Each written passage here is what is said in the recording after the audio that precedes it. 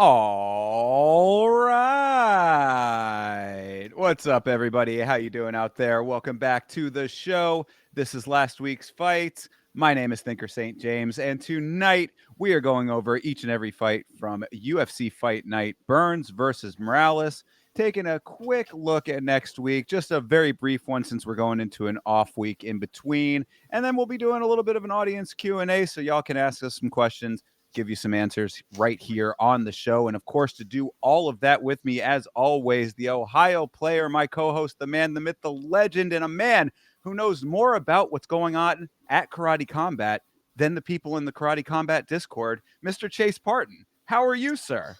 I am obviously living another good week. We had some fights on Saturday. It is now Monday, and I am fucking ready to talk about it. I'll tell you about that. That's right. We had a pretty solid Apex card. This was another little card that could, I thought. A lot of decent performances on here, a couple of good knockouts, a couple of submissions. Really had a little bit of everything. So, of course, we're going to get into all of that. Of course, if you are new to the show, we're going to be going over each and every fight from UFC Fight Night, Burns versus Morales. If you got something that you want to talk about that's not pertaining to the fight that we're talking about at the time, save it for afterwards, because we're going to have a whole bunch of time to chat with you guys, answer questions, and just kind of talk it up, chat it up a little bit today. So a little free and easy episode of the show today. So let's start this thing off by saying this was UFC Fight Night. Burns versus Morales took place at the UFC Apex in Las Vegas, Nevada. What did you think of this event overall, Chase?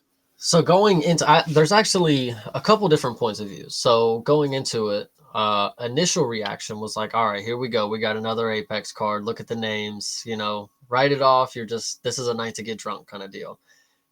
Afterwards, this is one of the better Apex cards that we've seen. Probably, I would say in a long time, but also of all time, considering the timeline that it's been around. But I would also want to say, compare it to something like the Apex 100 that we saw just not a while ago. And these were also fights that unfortunately will be forgotten, is what I will say initially, because I didn't forget them, but talking about Apex 100, nobody even talks about that card. Like, you can't even tell me that people have any relevant memory of anything that happened right there. And it sucks that we get cards like these that are so damn good at the Apex that people are just never going to talk about, which sucks. Well, I gotta hope that some of the individual fighters' performances are what's going to stand out in people's minds, because there's definitely one that we'll get to that, for me, is going to be like the defining performance. You have multiples, of course. Chat, come on, One one in particular performance. for me.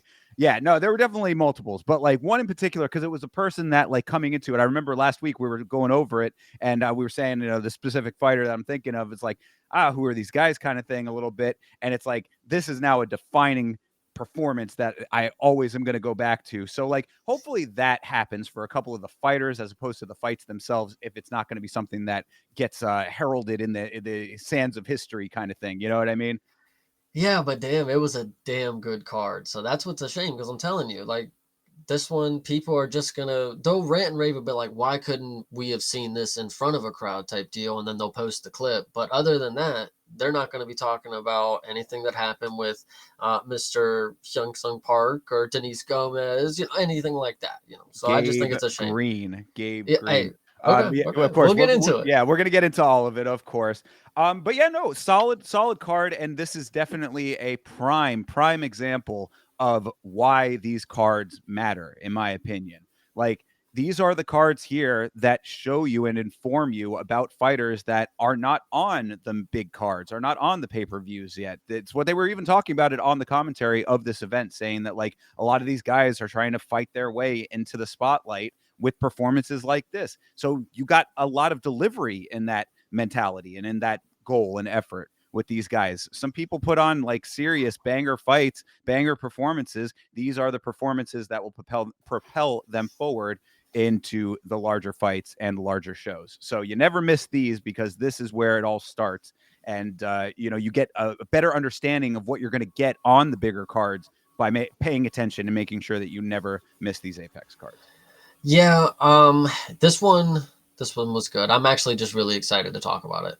Yeah, well, let's do just that. Starting things off over here with Tisha. Oh, actually, no, Whoa, whoa, whoa. there one more. Yeah, what I don't know. There Whatever. one I have there was one last thought that I wanted to say. That kind of just threw me off. Now I even forgot a second time. So let's go forward. Go forward. Jesus, I don't even know what just happened. That was crazy. Da-na-na-na-na-na. Yeah. All right. Well, if you think of it, you can jump in. But Tisha The Pennington, momentum. The yes, momentum. This is maybe proof that momentum can carry a card. Not the momentum itself, but it's like when somebody sees a finish, the next guy's like, all right, I got to get one better than the girl, and then the next guy's like, okay, the flyweight's gonna do it. Like, okay, I can go ahead, kind of deal. I felt that. I felt that energy. yeah, absolutely. And actually, I mean, to that point, I thought that they handled the pacing pretty well, all things considered, too. I mean, there was a lot of times where it was some extended periods because of the amount of finishes and stuff. But I mean, with that being said, and also, we'll talk about the co-main event, of course, being canceled on this card. That's something I guess we can kind of touch on just in general because it is a point of note for this card that we did have a fight drop out a mere hours before, not even really. It feels like it was only like maybe an hour before it was supposed to take place. I So was gonna all of that say, considered, oh, sorry, I yeah. was gonna say Mhm. this is a great time to bring it up because it would have been nice to know at the beginning of the card that this was not going to happen. So we'll do the audience a favor and let you guys know now. The co-main event did not happen. So, and what the reasoning was, Sure. going right into it because it's actually really funny. What? Bellotto, I mean, is it funny? Okay, Yeah. sorry. It, Maybe is it? Rodolfo Actually, Bellato versus Paul Craig was the co-main event, and that was canceled. yes.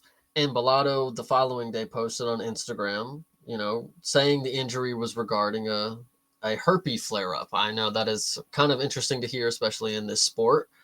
Now, I would also like to think maybe he's just being funny. I don't know. Maybe he's got a good sense of humor. But No, man. No. I okay, you think this No. is actually true? I definitely think it's true, and I'll tell you why. Herpes is like a legitimate concern in this sport. I mean, you're Well, talking about.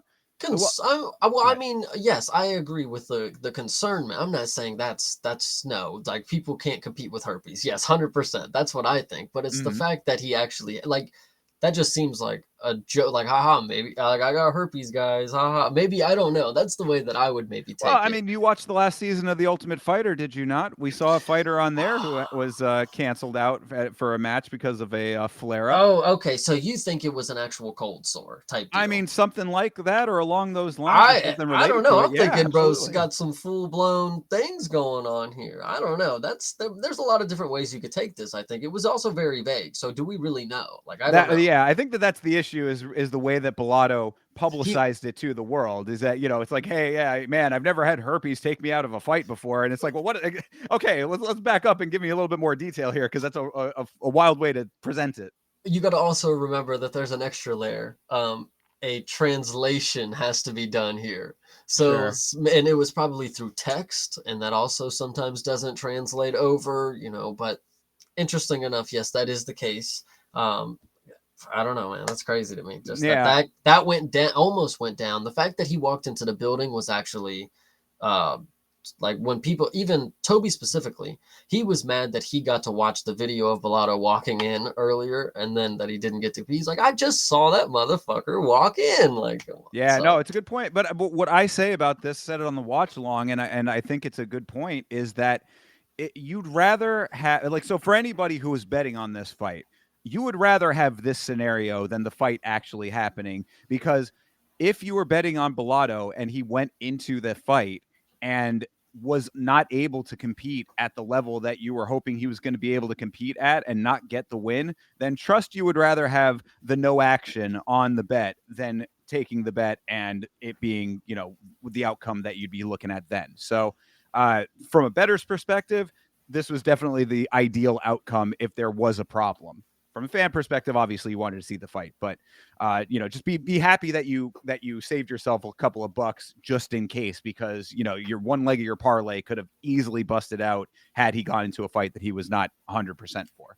Yeah, and so I did want to bring that up early because I would like to go into this card thinking that the co-main event was what we actually saw, and I think that actually leads to a pretty decent lot of fights that we get here. And I'm telling you, like I on paper, you don't believe it. But this is why you watch the fucking cards like this, because it will leave you in awe. The people that you never would thought would do anything, they will tell you they're harmless. They will tell you they can't finish their damn lunch and anything of that sort. But they do it, and they will surprise you. Well, that's right. So, we're talking about the momentum of the event. Let's get the momentum Finally of this get into it. podcast back in here. Let's talk about the first fight of the night. Tisha Pennington, Luana Pinheiro. What did you think of this scrap between these two ladies, sir? Yeah, I'm actually glad you started it by saying it was a scrap. Let me Hmm. say, this one was a pretty damn good fight. As the fight was happening, fight of the night for sure. I mean, you can't contest that. So they were doing their damn job out there, swinging, and I did think this was going to go to decision, unfortunately. But in the moment, I actually want to say this was a lot closer than I think people realize. They were going back and forth, but I think securing one round for Luana is probably the right call. But I think even 1 and 3 were close enough that it could have been something interesting here. So the fact that people were really like high on Tisha Pennington, I knew a lot of people that were telling me she's a lock. I mean, she did win, but for the fact you were that confident out of a fight that was really really close, the striking numbers are definitely not telling the story here. It was really close in my opinion. No, I agree completely. I thought that this was a really nice fight to start this thing off. Both these women were throwing for most of the fight, really active on both sides. I think that the only big difference maker between the two of them, because if you took this factor out, I thought it was pretty much almost even across the board. Like you'd have to really be going with the clicker, like we talk about, to Right. give an advantage. But the real difference maker was Tisha's kicks. I think that those were the things that kind of set her apart, which is crazy considering how tiny she is. She's the tiny tornado. And against Pinheiro, you could definitely see the size difference, but she was consistently throwing some really impressive kicks. And Luana keeping distance, you'd think would have been a bigger advantage as the taller fighter, but Tisha was managing the range really, really well. So, with all of those as the factors, in the moment, I personally had Pinheiro winning it. I mean, granted, on the watch along, we were just starting, so it was like I was kind of, we're talking to the chat. We were just getting into the flow of the evening, so I wasn't like as locked in as sometimes I am. But like in the moment, I was like, oh man, I mean, it's kind of crazy that they gave it to Pennington, but overall, I mean, that just shows you how close the fight was in the grand scheme of things. I'm telling you, I kind of think Panera won too. That's funny you say it. I mean, at the time I'm rooting for the boys. I want their picks to win, but like, I don't know here. Did the judges also want the boys to win or what? Because I kind of thought it wasn't horribly um it wasn't horribly one-sided to either one of them. I mean, it was damn near splitting hairs, but in my opinion, from what I was watching, I agree. I thought Panero was doing it. But Yeah, it was a close fight, as we said. I mean, 2-1 Torres is fine by me. Like, it definitely wasn't one where I'm like, oh my God, robbery of the century or anything like that. Pinheiro did have a couple of really nice trips in the third, but like, if that wasn't enough to swing it, again, I'm not going to be like, man, that's so crazy they didn't go that way. she tripped Uh, her like 4 times, like It's four or true, five yeah. times. Yeah, and that was really, like, where it was, like, starting to swing, but it was just too late at that point, and, the trading was just pretty consistent, but that's a problem too in fights like this when it's, like, really even, like, there has to be somebody that pulls ahead in a definitive way, and if not, then, you end up with a situation like this. You know what I find fascinating is like, in my opinion, yeah, the takedowns, you're still saying, she didn't pull ahead. It's like judo is a form of martial art, dude. She flipped her like or like tripped her or whatever you want to say. It was all in However, one round, though. hey, I mean, that was a round that she could have won. In my opinion, she won round 2. I think that's the one that got her on the scorecards. So Is that what it was? Because I that's think they crazy to gave, me. I think they gave Pennington 1 and 3, but I could be wrong. That's Um, wild because yeah, that should have been round 3 that would have went to Pinheiro in that case because that's when she was really doing the most work with the trips. But But that's why I thought it was close, is because like I'm the judges, I'm like, oh yeah, she for sure won round 2. It's like 1-1 kind of, and then the third round, I was like, oh, she got all them trips. Like no way she's not gonna win this. And then the judges gave. I'm like, that's kind of. I mean, we'll go into some sketchy. I think the judging is maybe one downfall you can give to this card if I'm viewing it, because right here again, I think Luana probably on a 3-0 fight, like fight skid, like she's a lot better than she shows. She probably could have took this win, like whatever. Yeah, and that is unfortunate for her. Like, this is a performance that, like, it should have won against a different opponent. So, like, being on a losing streak now and that being one of them, that's really like an unfortunate look for her, because it's not like she's getting finished. It's not like she's out here, like slouching through some of these fights or having really bad off nights. It's just good, consistent performances that she happens to be on the losing side of. So that does suck for Pinero. And Pennington did take 1-3. Beeb can confirm. So I Beeb would just like to confirmed. say. Well, shout out to Beeb. Shout out to everybody in the chat, by the way. Appreciate you, Beeb, E-Money J, David Burns checking in. Shout out to Didgery Dave, Rick Allen and John Dong. TJF, I saw you earlier, my man. And TJF actually shouted out Bloomis. We didn't even give him a shout out because I didn't even see his comment. Shout out the man, the myth, Bloomis. That's right. Shout out to Bloomis always. But yeah, so I mean, this was either way, a decision aside, I thought that this was a really nice way to start this card off, like especially because there was Surprisingly. that and also one of 3 women's fights on the card. So obviously you want to have good fights for that, because the haters out there would have been jumping on this from the second that it started, had this not been a great performance on either side and not been an entertaining fight. So this was a good card for the ladies, and this was a good one to start things off. For the ladies. That's right, ladies. Very good shit. So all right, well, let's move on down to Hyun-Sung Park versus Carlos Hernandez. This Park guy showing out in a big way. Talk about changing the perception of Road to UFC, guys. I mean, I don't know if he did all that because I didn't come away thinking that initially. I just came out thinking like, man, Carlos Hernandez really sucks. Like, what the heck? Like, holy shit. Like, Hyun-Sung Park is really good. He's really fucking fast, really good in the grappling. Obviously, will go for a fucking finish. But I mean, yeah, I mean, I just got to see him against better competition. I would love to see it because he is somebody that I could see against a good competitor putting up a good fight. I just want to see that. Like, smoking Carlos Hernandez, like, all right, get him out of here. Get him out. Like, yeah, I could see that. I guess what I mean by changing the perception is that we're starting now to see, in select instances, some of these Road to UFC guys have some legitimate success in places, I would say. What? No, I mean, I mean, you're not agreeing with yes. this? I mean, I agree, but when I think of like the road to the UFC guys, I'm thinking of more smaller nations kind of deal, like with like Jeka Sirige kind of deal, like Indonesia, Yeah. Korea. I mean, they've gotten proven athletes already, like before, kind of Well, deal. that's a fine point to it, but I'm talking about the tournament itself, because we've had plenty of times where we've been seeing guys either winners or not winners. I mean, I think there's been a couple of times where like runners up have also made it into the organization, and we've just Xiao seen. Long, Oh yeah, was he? not Xiao Long, Xiao Li, Zhang Li, whatever the dude last week. I fuck it, the Vietnam guy. I forget. He lost, Oh but yeah, and then he I know. came back and got the finish. Yeah, Anyway, right. sorry. So so we're seeing like people who are either winners or not coming into the organization proper and having mixed results at best, and often like losing efforts. And it's been like kind of one of those things where like we want the representation for these countries. Of course, it's an international sport. International representation is important, but at the same time, if these fighters are not actually out there doing the thing to get the win, then it almost becomes one of those situations where you're kind of like, this is all well and good, but like we need like legitimate talent out of this thing. Like this is not doing the job that it's supposed to be doing. So it's nice to see a couple of these guys go out and win in emphatic fashion and be like, okay, there is some legitimacy here. Yeah, I hear what you're saying. And actually, as I was butchering the names, it was Zhao Long and Kwang Li. Those were the 2 names I was mashing together. But those are 2 guys that I would also agree are proving your point here, that there are talents coming out of here that want to show that they are here to stay. They come out and get finishes. 2 submissions back to back by Road to the UFC guys, by the way, with that. Actually, but either way, whatever. Yeah, well, and then also Rongju is another Road to UFC guy who is definitely a talent to keep an eye out for and remember. So and yeah, Shu Jabli is somebody to keep an eye out for, guys. Come on.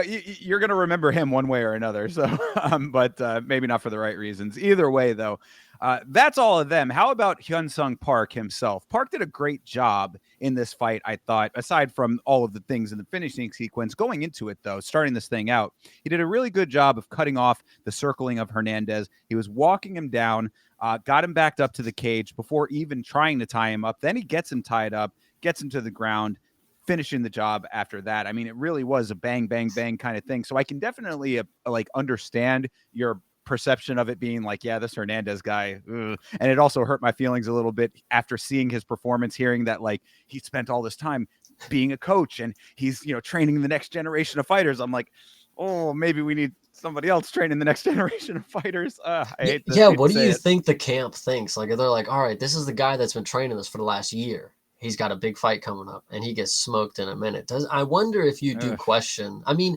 good, you're around a higher level talent. He's obviously better than a lot of people of in the course. sport, but like, I, I wonder if a couple people left. I'm just curious. I gotta believe that the people that know and train with him are, are good, loyal homies. that's Yeah, that's what I'm true. I mean, that's what I'm I gonna mean, hope. they're not gonna go to another camp. I'm obviously bullshitting. I mean, they got a home there. They're gonna obviously ride for the guy. Yeah, But I'm just being joshing around, guys. they're not pulling the red one from the cage, going over Right, and right, saying, Carlos Hernandez, you've done everything for me that you can. You're being lapped, but well, exactly. who knows? Either way, the ending sequence in this fight was really nice for Park. Great fluid motion to get the back on the takedown. Hernandez with no answers on the ground, and I think that was really his biggest fault in all of this. Not obviously not doing much striking wise either. There wasn't much on his side in this fight because it was very quick. All this took place in the first round, but really the biggest problem was when it went to the ground, nothing doing, when he's getting flattened out easily, fairly textbook rear naked choke for Park. Not a great showing for Hernandez, unfortunately.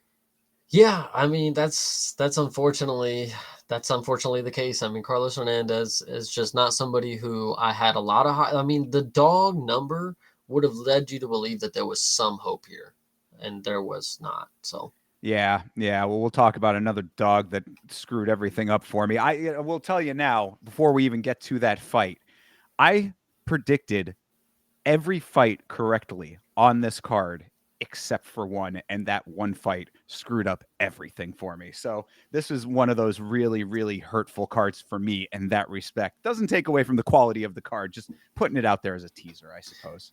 okay, yeah, I Um, hear you.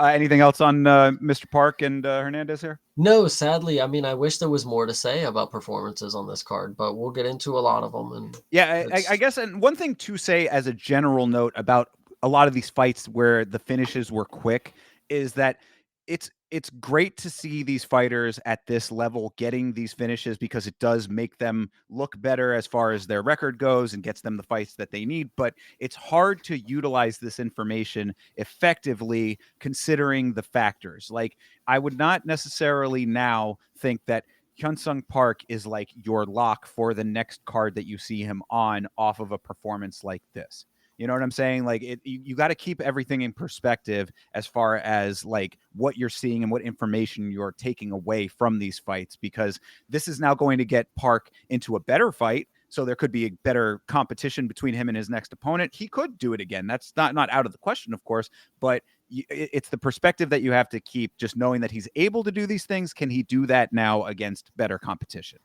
I personally would.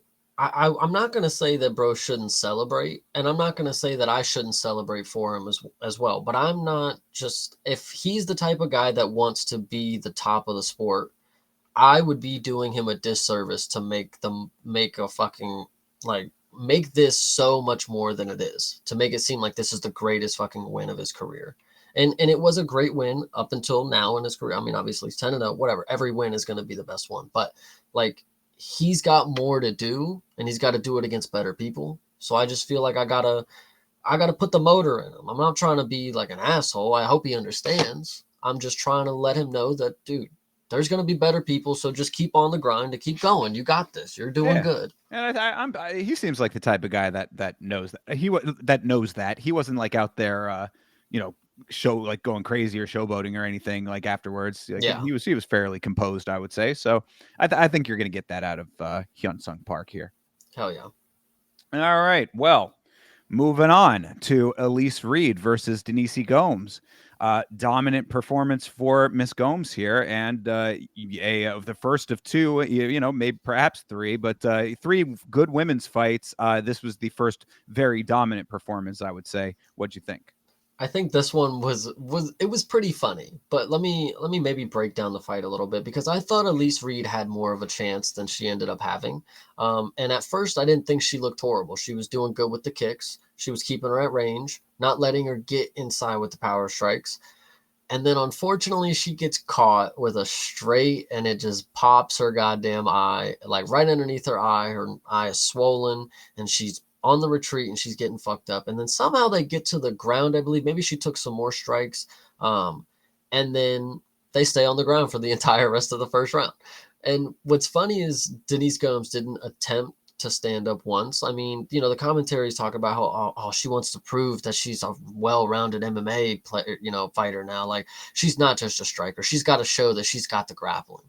And it's like, dog, after what I see her do in the first 30 seconds of round two, stand up. Just get the fuck up. Just what are you talking about? Get the fuck up. Do not fucking sit there because we're in the apex too. So she's gonna listen to that. She's gonna hear the fucking commentators glazing her fucking wrestling while she's just laying in fucking side control. And she's not gonna get up and knock him out in 30 seconds. Like, yo, just get up and knock him out in 30 seconds. If that's what you can do walking in the second round in 30 seconds, you could have done it in 5 in the first. Like, I'm confused on where the disconnect here. Like, Exactly. Do what you do best if that is the method that's going to get you to victory. That mentality that you're outlining right there is why Bilal Muhammad does not have a belt right now. yeah. No, I mean, look, I do have it in the notes as well. That like, first round, great for Gomes. Nice elbows in that round. Few hard shots were landed. All that ends up on the ground. Not much doing there. I say if Gomes developed a ground game, she could be really dangerous, but she does not have that now. So it's like, yeah, I agree with you completely. And also, this is, I think, one of the big reasons that I was skeptical going into this fight was because Gomes has had problems getting muscled around in the past. She's takes a couple of losses off of some dumb navigation of fights, like a fight IQ kind of issue, I would say, based on what her primary skill set is. So it's nice to see that, like, yeah, if you're going to go to the ground, I guess at least you can keep control against Elise Reed. I'd be very nervous if it goes to the ground against anybody else, if that's what you're going to do on the ground. But like, it's good to see you get back to your bread and butter and actually win a fight. Then, like, don't go out here like trying to prove things that you can't actually live up to, because you have the skill set that will win the fight. So just do that. Like, it helps you to be well-rounded. Of course, you should be well-rounded, but if you're not yet, or if you're still developing it, or if it's like a minor skill set that you have compared to this much greater one that has been proving to be successful, considering the mouse under Elise Reed's eye going into that second round, then yeah, just why don't we do that? Dude, yes. I don't know how she didn't finish her in the ground and pound. She didn't attempt any ground and pound. Like, she just let Elise Reed hold on to her, and she was just trying to maneuver different positions, switch to side control, and I'm caught up in, the half guard, whatever the case may be. None of that. Stand up, get back to the feet, tell her, bring that busted eye back up here. No 3 minutes of you resting on the fucking back. You're gonna get back up, and I'm gonna do the combination that I have planned for the fucking second round. I'm gonna do it. I'm gonna scratch that. We're going to plan fucking C then. Plan B's coming out now. Like, I don't get what this shit is. Like, ugh. Yeah. But it was a good finish. I'm just being an ass. But no, it was great. She actually did.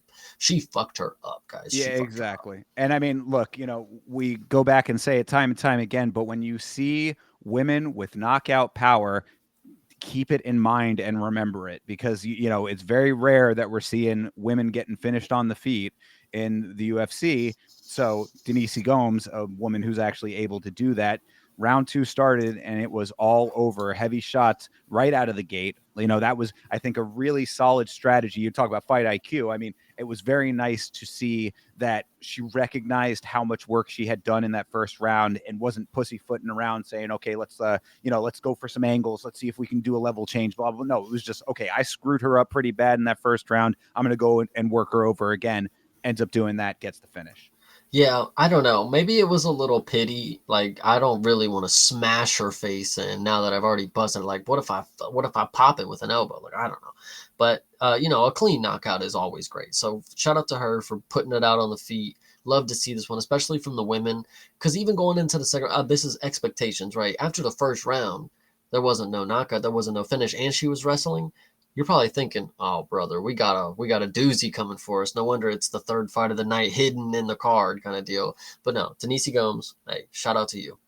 Yeah, and I give Reed credit because she was advancing throughout the entirety of this fight. She really was walking right into a lot of what Gomes was throwing at her, but that's the Hands problem. down. Exactly. I was going to say she was literally walking into the fire. I mean, Reed leaves herself so wide open with the low guard. They were saying that it's, because she has a taekwondo base. It's like if that's the case, then you need to mix in the martial arts significantly in order to adjust to that, because you cannot be walking face first into these shots.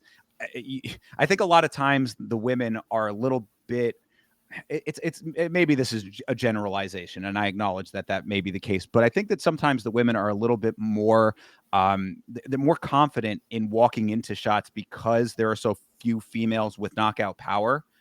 But it's like, I mean, then you go up against Denise Gomes, who actually does have that ability, and you find out what happens. So, you're fucking around to find out if you keep your guard as low as Elise Reed does. Yeah, and you're talking about correlations here. I mean, Manon Farrow found out the hard way what happens when you don't fucking put up your fucking card. So, Bingo.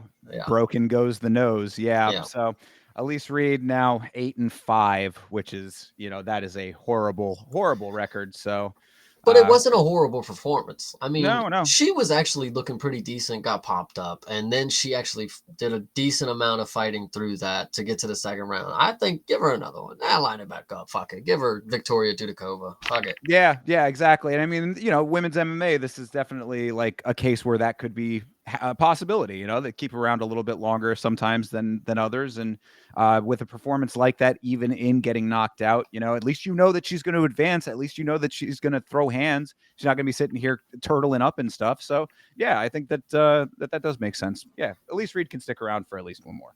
Hell yeah. All right. Speaking of ladies, the other ladies fight on this card, and a controversial lady in this fight, Luana Santos versus Tainara Lisboa. You want to talk about controversy, brother? There was no controversy in the cage, though. That's all you Facts. need to That's know. facts. No, you're She right about came that. out here and she did exactly what I figured she was going to do. You can check the verdict for it, guys. Luana Sub was in the fucking book. She's a grappling genius. And she showed it right here because Tayanara Lisbo, everybody's coming out here talking about, oh, she's got some striking. She's going to do this. She's going to do that. Guys, she fucking sucks. I can tell you that right now. Luana Santos dogged her, bitched her out, finished it easy. I mean, nothing too, and it was actually at the last second too on the ticker is what they got. So that was pretty nice. She almost fucking broke her goddamn arm on live TV, and they were gonna show that shit like, woo, not Oh live yeah, TV, but whatever. So, yeah. No, absolutely, it was. No, actually, prelims, it was my bad. yeah, Fuck. yeah, it was live, and it was right at the very end of round two. So very impressive indeed. No, this was an extremely solid performance for Santos through and through, because round one was dominant for her as well. So anyway, I mean, like, I do want to at least acknowledge that Luana Santos, there's an entire video on the Yama channel all about Miss Santos and some very bizarre behavior that she has engaged in. I'll leave it at that. Go ahead and check the channel out if you want to see more about what I'm talking about there. But in this performance, you are 100% correct, because yeah, she throughout the entirety of this fight, yet another fight where it felt like one long round with the amount of dominance that she put forth. The takedown in the first was early, not many submission attempts or threats in that effort, but full control throughout the round. So definitely took that one just off of the control alone. Second round was a little bit more of the same. Early takedown for Santos. She kind of spun her wheels for a little bit, trying to figure out and find the exact setup for the submission she was looking for. But when she finally did fish that arm out, the key lock was really slick and well executed. It was like watching her work. This is a good example of like seeing the tiny motions in action in order to get it to the desired outcome. Like if you go back and like this is one that I wish, like I know a lot of people don't wish for DC on commentary, but like DC with the Chiron where he could like circle and like draw little lines and stuff, like John Madden style or whatever. Yeah. This is one that you could actually do that with. Maybe not DC, but somebody could, because it's like if you look at it and break it down step by step in the sequence, she gets the arm, she's setting it up, she's getting it closer, finally crosses the threshold, gets the tap. Like there's a lot of steps to it. Those small motions we talk about all add up to the finish in this one. Nice performance for Santos. Yeah, I would say there's a couple key things to note on why this is a different performance than most. One, Luana Santos, very attractive, very, very beautiful woman. Second thing weird, is that she is weird. The next thing is that most performances like this, in any other scenario, very boring, very lackluster, nothing going on. Oh, she's laying on her. She's not even throwing strikes. I mean, efficient on the books, 50 for 57 is what they have. But like, honestly, she probably could have threw no strikes. I could have told you. I couldn't tell you no different. But then she actually finally gets the position, goes for the submission. But we are 1 second away from, at that point, third round where she has to go look for a submission. So, I mean, it is, make or miss type of league. And I just really, Luana Santos made that more exciting than it potentially was about to be if we got one more second. Yeah, it's a good point. But really, I mean, not too much else to say about this fight. I mean, Santos was just really solid throughout the entire thing of it. She's showing that she is a definite threat when it comes to submissions. I mean, it's another case where can she replicate that against the higher ups in the division? But as of right now, I mean, what's there to be skeptical of at the moment? Yeah, and that's what's crazy. I mean, the line being this close for somebody who was on a pretty good streak, and then she faced some pretty decent competition, went on short notice, and then lost. Like she fought within a month of her fight, her previous fight, and then lost. And then now she comes into a fight against somebody who hasn't fought in like 2 years, and they want to act like she had a chance. And I mean, again, we were 1 second away from a potential 30-26, but I mean, whatever you want to say. This was a good performance. Luana Santos, give her higher competition. So absolutely, stop touching your dog's dick. True. All right. And cats, whatever other animals you have in the household. Let's actually set a very clear guideline here. No animals, no touchies. Yeah. Yes, please, dear God. It shouldn't. It seems like something that's so fundamentally should be understood by any like rational, sane individual, but apparently it bears repeating. So yeah, it's just a general note for anybody out there, and of course for Miss Santos, who otherwise, as you said, is definitely a looker for sure. All right, well, moving on to Yadier Del Valle versus Connor Matthews. Yadier Del Valle coming in off of the Contender Series, looked really good on there. I remember on the last episode, I think you said you didn't remember his performance on there. I think you'll probably remember this one now. Yeah, definitely. I mean, it was a good one. He definitely won the fight very emphatically. It was very, very fast. Connor Matthews came in, and I kind of could have told you that he was not going to have a chance. Like, Yadier looked massive. This dude is fucking chiseled by the Cuban gods themselves, I tell you. He came in, looked good for the part, got the job done. That's all you need to know.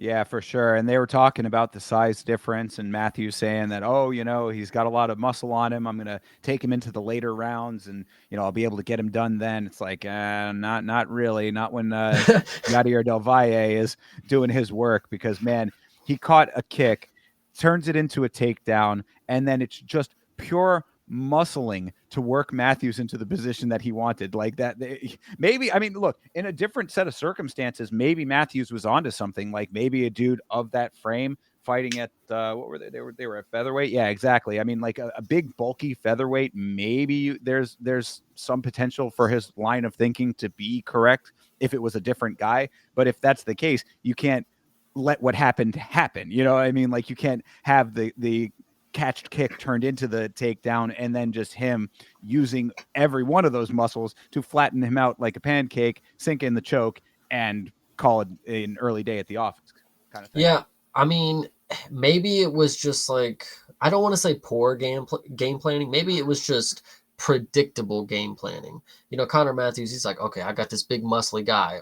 I'm definitely going to kick him in the stomach. On the other end of it, they're like, you're a big muscly guy. He's going to kick you in the stomach. We're going to catch the kick. So I don't know whoever, but I mean, instinctually, he probably just caught the kid, trip, got him to the ground. That was it. But whatever you want to say, maybe it was in the book somewhere. Shout out to whoever drew that up.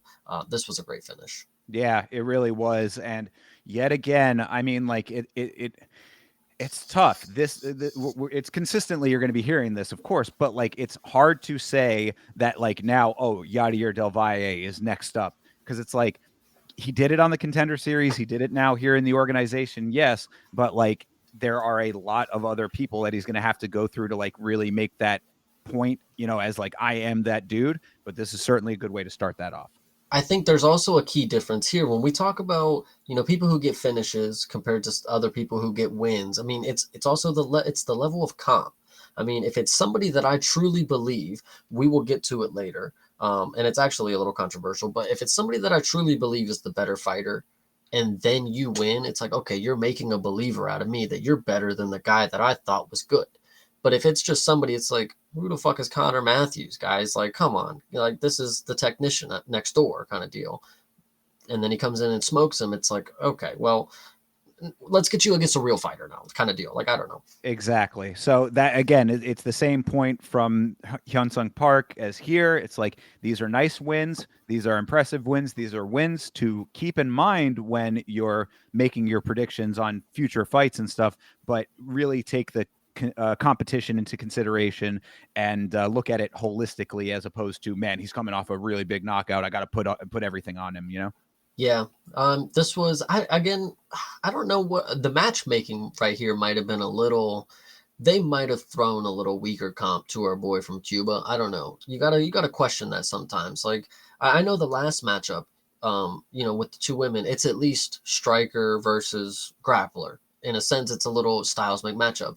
And this one, you have God and just a man, and it's like the dude just does everything better than him and just smokes him real quick. So I don't know. It Yeah. didn't feel like there was a matchup here, kind of deal. Right. Yeah. And I mean, Matthews 7-3 at the time. I mean, like, so it's not like he hadn't been in some fights where he was on the losing end already. Del Valle, of course, 8-0 coming into this fight, now 9-0. It could have been a little bit of a stepping stone. It's very interesting to like see how they decide like who to give those types of fights to, and who end up getting like the older, more chiseled veteran types of guys that they like really have to work very hard to get through in order to prove themselves. It's, the matchmaking is a little all over the place depending on like where these guys are coming into the organization off of the Contender Series. So this may be a little bit of a layup for him, but if it was, then at least he laid up and got the points, True that. Yeah. So Yadier Del Valle, definitely a name to remember. And keep in mind also, people, not the Cuban Missile Crisis. This is the Cuban problem. So slightly less than a crisis, but still a big problem. Gotcha. Yes. We already have very big problem. Yes. Yeah, we already have a Cuban Missile Crisis in Julian Marquez. This is a problem from Cuba. Remember that. Yes, I hear you. All right. Jared Gordon, Thiago Moises. I've always been a Jared Gordon fan, so this was really nice to see. I was interested to hear your thoughts about this because I feel the haterism in you, Chase, when it comes to Jared Gordon. So what do you got? It's actually quite interesting because the entire week I'm sitting here saying, if people arguably say he beat Patty, then he should win this fight. Yeah. Like, yeah. And, I was looking around and a lot of people were like, well, I kind of had it Patty kind of deal. And I was like, okay, well, if he didn't arguably beat Patty, because I wasn't here for that. I didn't watch that live. I may have watched it a time or two, and rewatch, but I wasn't there for the moment, Sure. I don't know. Going into this one, I can firmly tell you that Thiago Moises is somebody that has always stuck out to me as the inconsistent one of them all. Because in the fight, there's been fights, and actually, to make a point, there's been fights where he has won, and he has not looked great, in my opinion. There have been fights where he has went to war, and he has looked damn good. And I took that as, okay, he just needs to, he needs to get into the mode and then he's ready to go. And then he's locked in and he's going to, he's ready to fight. But when you have a fight like this, and you're thinking that there's going to be a war if it needs to take place, and you have one round uh, of fucking action, and it's 3 minutes. 2 minutes take place where it's, you know, ground and pound kind of deal. Not ground and pound, because Jared Gordon wasn't necessarily getting the strikes off, but Thiago Moises was off his back, throwing some elbows, split open Jared Gordon. That's where I was like, boom. Moises is in the zone. You know, he's on the ground, he's on his back, he's fighting for it here. He split him open, cool. Then we get back to the feet.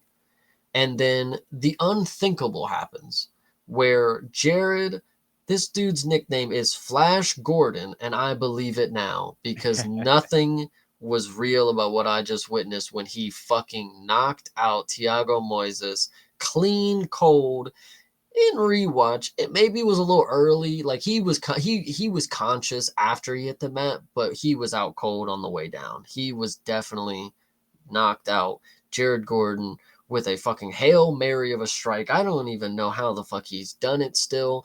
Thiago Moises is covered in Jared Gordon's blood, falling to the mat lifeless, gets pounded a couple more times. Ref calls it, and all my initial thoughts came true. Like Thiago Moises is just the actual, he's the epitome of inconsistent because nothing matters. Just nothing that he does matters. Let me make a comparison here.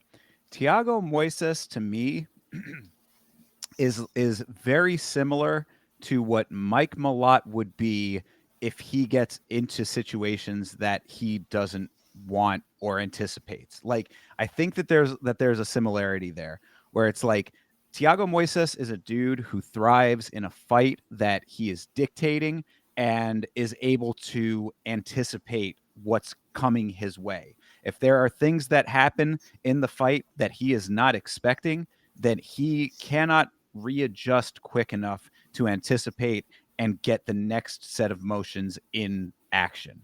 And I think that Mike Malott has similar tendencies. Like I think that that's a pretty apt comparison between the two of them. Now, this fight was not similar, of course, to Mike Malott's last fight. Mike Malott had the fight that he wanted in his last fight, but this here could have been more like that for Moises. However, Jared Gordon is a tough dude. He is a gritty, grimier fighter.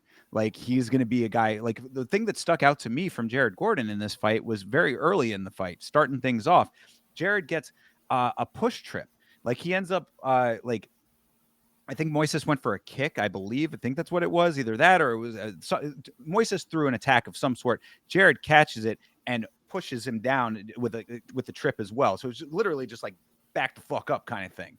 And it's like, oh shit, well, okay, now I got a tough guy on my hands over here. Right. That I think that having that type of fighter does not bode well for fighters like Thiago Moises, who like a more controlled, regimented type of performance. And when he can't get that, it starts to really agitate and throw him off of his game. I want to make two other notes. The one thing is that when going into this fight, a lot of people had a misconception. They're like, dude, Jared Gordon's 36, he's fine. And I'm like, guys, he's 38. Believe so. Let me double check that. Maybe I'm thinking of somebody else. Hold on. Oh no, he is 36. Okay, it's a different one. But either way, 36. It's not young. He's on the back end here. And when you go into this fight, and the second note is, when you look at these two dudes, and you're making a pick, are you going to pick the chiseled guy or are you going to take the pudgy one? And this is where fighting is so interesting because a guy like Jared Gordon can somehow upset everything in your fucking ticket by being that dude. So Well, and so let me address both of those things. First, of course, physique does not equal power. We know this. So that's just something to keep in mind across the board. You know, you're the most chiseled fighter on the planet can still get knocked out by a dude who looks like Country Roy Nelson, you know? yeah, So that's number one. Number two, I think that it's probably about time, especially when we're talking about this level of fighting, when we're talking about these Apex cards, you know, it's kind of a grab bag of talent levels. I think that we need to evolve our thinking a little bit when factoring in age as a major component. I'm not saying don't do it, because I understand. I see the face you're making. I understand that it is a component that you should keep in mind if there is a big discrepancy. But like overall, we've seen a lot of times, time and time again, really, where some of these older fighters at this level have been able to get really nice finishes and wins that completely trump the line of thought. Yeah, So, if you're going to consider it, I would say make it just a smaller component of a larger analysis. I gotcha. I gotcha. So what he's saying, guys, is that Stipe. I'm not going to go further. I didn't have All more. right, all right. Look, I speak for the old heads out here. I gotta be a champion for us old guys, and Jared Gordon is also a champion for us old guys. So how about that? I mean, you can think however you want to think about it. However, if that was the one criteria that you had, and that led you to your opinion here, especially considering that Moises was even money, that would have been very attractive to a lot of people, I would think. I mean, this is what you can end up getting. Yeah. No, I 100% agree. I was going to make a point also. Did he have anything good to say in his post-fight speech? I normally know he's actually, I did hear the beginning part. He said, he had a sponsorship with some mental health group or something like that. But I did a very poor job at listening to the post-fight speeches. So if there was anything important before on the ones, go ahead and say that now, and then then No, go to this one, I guess. yeah, no, the post fight for him was a lot of, yeah, he I actually had in the notes, businessman Jared Gordon had a lot of companies to shout out in his post fight interview. So yeah, it Yeah. was a lot of that. The one thing that stuck out of a couple of companies that he had mentioned is that he has partnered with Fight Story. That is Angela Lee's organization. That is a very good organization to support. That supports fighters and fighters who are encountering mental health challenges and things like that. Of course, it is a self harm prevention type of organization. And if you know anything about the Lee family coming out of one championship, they've had some pretty terrible tragedies regarding that in the past. So definitely a worthwhile charity to support. I heard that. Yeah, no, I mean, other than that, I mean, no, I thought he was very well conducted in his post-fight interview. He had a lot of things to hit. Jared Gordon is a good example of how you should conduct yourself in a post-fight if you have things that you need to get to. Because how many times have we seen fighters where it's like, oh yeah, yada yada yada about the fight, and then they go to take the mic away, and they're like, no, no, no, one more, one more. It's Yeah. like, if you have something that you need to say on the mic, say it when the mic is in front of your face. Yeah, just don't even answer their question, like Literally. just go ahead and do your own thing. They'll get the hint. They'll just keep going with their questions. You can just say whatever the fuck you want. People have done it time and time again, Manel Cap, they didn't ask him if the camp was full of said F words. He just wanted to let you guys know that they were. I'm just letting you guys know. Charles Radke also did not get the cued question for that. But yeah, so I agree. Just take your moment and have the time. Absolutely. Then yeah, and as far as the actual fight itself, I thought that in that early part of the first round when Moises went down, he went down very easily off of that push trip that I was talking about. I thought he might have actually wanted to go down. He might have, wanted to get to his back because he is pretty comfortable off of his back often. But Jared did good work from the top, even though he did get opened up, like you mentioned, and then back up on the feet. Thiago cracks Jared with the left hand. Jared says, I'll do you one better, throws a right hand back, and that is what put him out. So, really, not too much else to talk about in the fight. And yeah, the post fight was good. So, mazel tov to Jared Gordon. This was really just a nice performance and nice to see it out of Jared Gordon, who, of course, has overcome a lot of hardship in his life as a former drug addict. Hell yeah, I appreciate the shout out on that. Absolutely. No, it's good to see people able to turn their lives around in a positive way. So, Hell yeah. all right, moving on to our featured prelim fight here. Turn And it around in a positive way. This bro, fight right here. and this is what I was talking about at the start of the stream, where it's like, if there are people who do things in these fights that are memory worthy, that you need to commit to memory, then remember the goddamn name and what they did. Because Gabe Green in this fight with Mateus Camilo, this was something that should be remembered for as long as he's fighting, and he should be heralded for this performance. You're talking about this like card being like something that should have been in front of people. If this was in front of a crowd, the crowd would have been losing their goddamn minds with what this guy was able to accomplish here. So Gabe Green versus Mateus Camilo. Go ahead, sir. Dude, this fight, I actually feel so good about the pick that I made. I just generally said this fight will not go to the bell It's the featured prelim bout. It's in the spot for a reason. These guys, it's a short notice ish, I believe. I feel like I keep saying that, but I don't even know if that was actually true. But damn, they fought like they weren't going to the bell, and I damn near loved that shit. This was a really good close fight. The striking on the feet was a little closer. Maybe I'm misremembering that. Camilo was pretty fucking toned for the fucking weight class. But the grappling, you got to that one sequence. The only memorable thing, I guess, was the actual end sequence. Was when Camilo had a super deep sub. I can't remember what it was off the top of my head, but Triangle armbar. yeah, see, exactly. That shit was nutty. And then Gabe Green is able to recover from that, switch it, and then get the submission himself, which is pretty fucking nuts. I'm not gonna lie. So this was a really crazy fight. Yeah, let me break this thing down into a little Yeah, bit more my bad. Yeah, detail. go ahead. Because you're fine, but yeah, just because like I said it on the watch long, you're gonna get a lot of Gabe Green glazing right now from me because this was insanely impressive to me. So first round was a bit of a feel out. Nice movement from both these guys. Green was very active on his feet, so I was like, okay, he moves well. Camilo was keeping up with him though, so it wasn't like it was him sticking and moving and like being really like super fast twitchy kind of guy. It was just like you could see that there was a little bit of a speed difference, but it was even enough. And both these guys were just kind of getting the rhythm down, right? A couple of nice shots from Camilo in that first round. Really nice head body combo from him in that one. So it wasn't like Camilo wasn't doing anything over here. He was definitely doing his thing.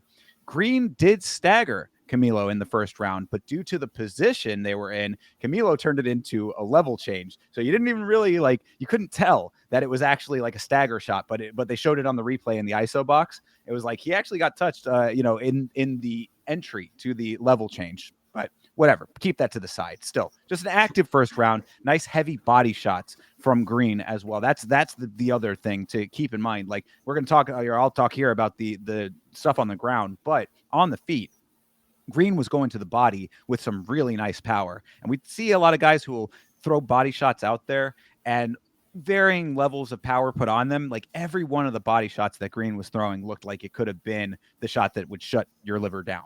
So that's all off the bat. Camilo gets Green to the ground in the second round, and this is where things really start to heat up. Camilo gets Green into a triangle armbar, and it's locked in, and it is tight. All right, this looks like it could have finished like 90% of the people who had been in this position.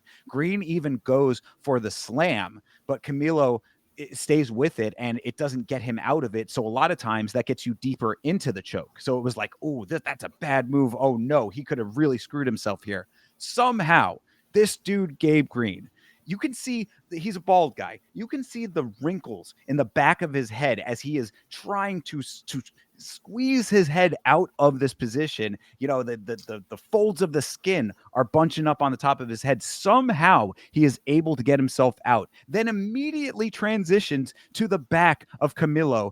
Body triangle locked in such a quick motion, fishes the neck, and gets a face crank sub that Camilo taps to almost immediately. Like it was a quick tap for the position that they were in. So this reversal, the way that I'm describing it kind of quickly, was almost as quickly as it happened. And Yeah. Gabe Green is all to thank for it. So this performance needs to stick out in your mind as the thing that you remember when you hear the name Gabe Green. Yeah, this one was damn good. And I actually would like to think it's a little enjoyable to note that like he got him in a really deep sub and he was trying his heart out for it and then he kind of tapped a little early. Like that's like something the Cage villain would do kind of deal. Yeah, for real. It almost did feel like it was like, oh wow, that's a little bit of a storybook kind of ending. Yeah. I guess there could be a couple of things that you can attribute to that. The fact that this is a triangle armbar that essentially was similar to the one that Patty had on King Green. That was one that was able to take out an opponent of a decent stature in this sport. It's certainly a veteran at the very least, depending on how you feel about Bobby Green's credentials. But either way, this could have finished him and 90% of the roster, but he was able to somehow thwart it. And then I would guess that the only thing I could think of is that maybe the slam did a little bit more damage than I was giving it credit for. But that's a big maybe. And then B, just that he might have put in so much effort in the earlier portions of the fight that maybe he was just a little bit gassed out. But other than that, it was really like, yeah, he got that because again, it wasn't under the neck. It wasn't like a full RNC. It was like a face crank. It was right Mhm. across the chin. So for whatever reason, Camilo was just like, no mas, Yeah, I agree. No, this one was definitely good. You actually described it very well. Now that you make me remember, yeah, dude, his head was veiny as shit because he was getting the life squeezed out of him. I mean, if his brains would have squirted out the back end, you probably wouldn't have been surprised. Yeah, exactly. So, I mean, to be able to snatch victory from the jaws of defeat, the way that Gabe Green just did in this fight, a guy who also had been out of commission for a little while. This is him coming back after quite a while. We were talking, I think, a little bit about ring rust when we were talking about him before on last week. So, this is a dude who was sidelined for a good amount of time here, coming back and regaining ground like nothing had ever happened. Not skipping a beat, coming back and getting himself out of some dangerous situations. Is it or is it not true that he's a preacher? He is definitely very one with the Lord. I don't know if Okay. did they say that he's actually I a don't know minister of why some I sort? feel like I read that or something like this guy in his 2 years off he became a priest or something or a preacher or something like that. That very well could be. He certainly takes his religion very seriously. That was definitely a note that he made clear in his post fight. They were talking about it a little on commentary. I didn't catch that specifically, but it wouldn't surprise me. A preacher sounds maybe more realistic than a priest, Well, you know. maybe him and Jafil Filio can, start like an MMA religious circle of some sort. They do a Bible study together. There you go. I think that's what'll happen. Yeah, keep Bryce Mitchell out of that. The guy who he'll bring a Bible into the octagon, but maybe you don't invite him into the circle. True. But yeah, I mean that's all I had to say about this one, man. Gabe Green is that dude. Remember the name. Yeah, I hope you bring this energy the next time he fights, and hopefully it's not against somebody that I also think might win. I promise you that I will bring the energy because I will now not forget Gabe Green. Are you just going to remember him like, oh, he's a killer grappler? Because, like, what's your takeaway from the situation that you saw in the finishing sequence? Because on the feet, they were pretty evenly matched up until it took a split-second moment after he slammed Rona's head. And, like, a concussion might be valid. I mean, getting slammed on your head is very valid. I mean, and then moments later, then you get your face pulled on. It probably did fucking hurt, So So, what I take away from it is two things. One is that he mixes up the shots nicely because those body shots that he was throwing with power were definitely good. So that as far as his striking goes, that'll stick out. And then the other thing is that this dude does not quit on himself. there you go. Dude, how many times have we? I mean, you could even say that. Look, I'm not trying to put it on the guy, but you could say that Camilo might have quit on himself a little bit in this fight. Perhaps I'm not saying that that's the case, but interpretation tapped rather quickly. Gabe Green is a dude who, in a situation that would have been the end for anyone else, said, "Not today, Satan." Yeah, he was willing to go to sleep. That's what you should know. I mean, obviously Camilo probably wasn't going to go to sleep if it was over the chin, but he was willing to, not tap. So there's the note there. Go to sleep or die trying. Yeah, there you So, go.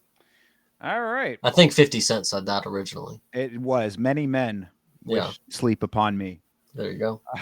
All right, let's move on to Julian Erosa versus Melchizael Costa. Your boy, I know you are a super fan of this guy. Did this performance here enhance your fandom, Chase? You have no idea what this performance did for me right here. What did it Okay. do? Okay, so going into this performance, you have somebody who's going to be completely overrated after he got a knockout against Darren Elkins. Okay, cool. But in that matchup, he did show striking is valid. Striking is definitely something that he can do well enough that if you just stand there and let him punch you, he might be able to finish you.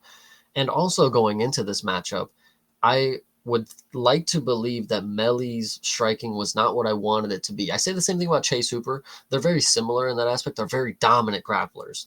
The striking could just be where I need it to be, and then I'm all on board. Melly Costa finally came through with the striking that is not only impressive, but it's efficient and it is just the way that I was explaining it on the Discord call is that he was connecting Everything was connecting for Melly. It wasn't that he was landing. He wasn't just, throwing punches out there, dude. He was cracking. Julian Erosa was letting his face get punched so fucking much in this. Melly Costa is one of these dudes that the books have just been giving you the opportunity to win so much money because they don't know that he's this good.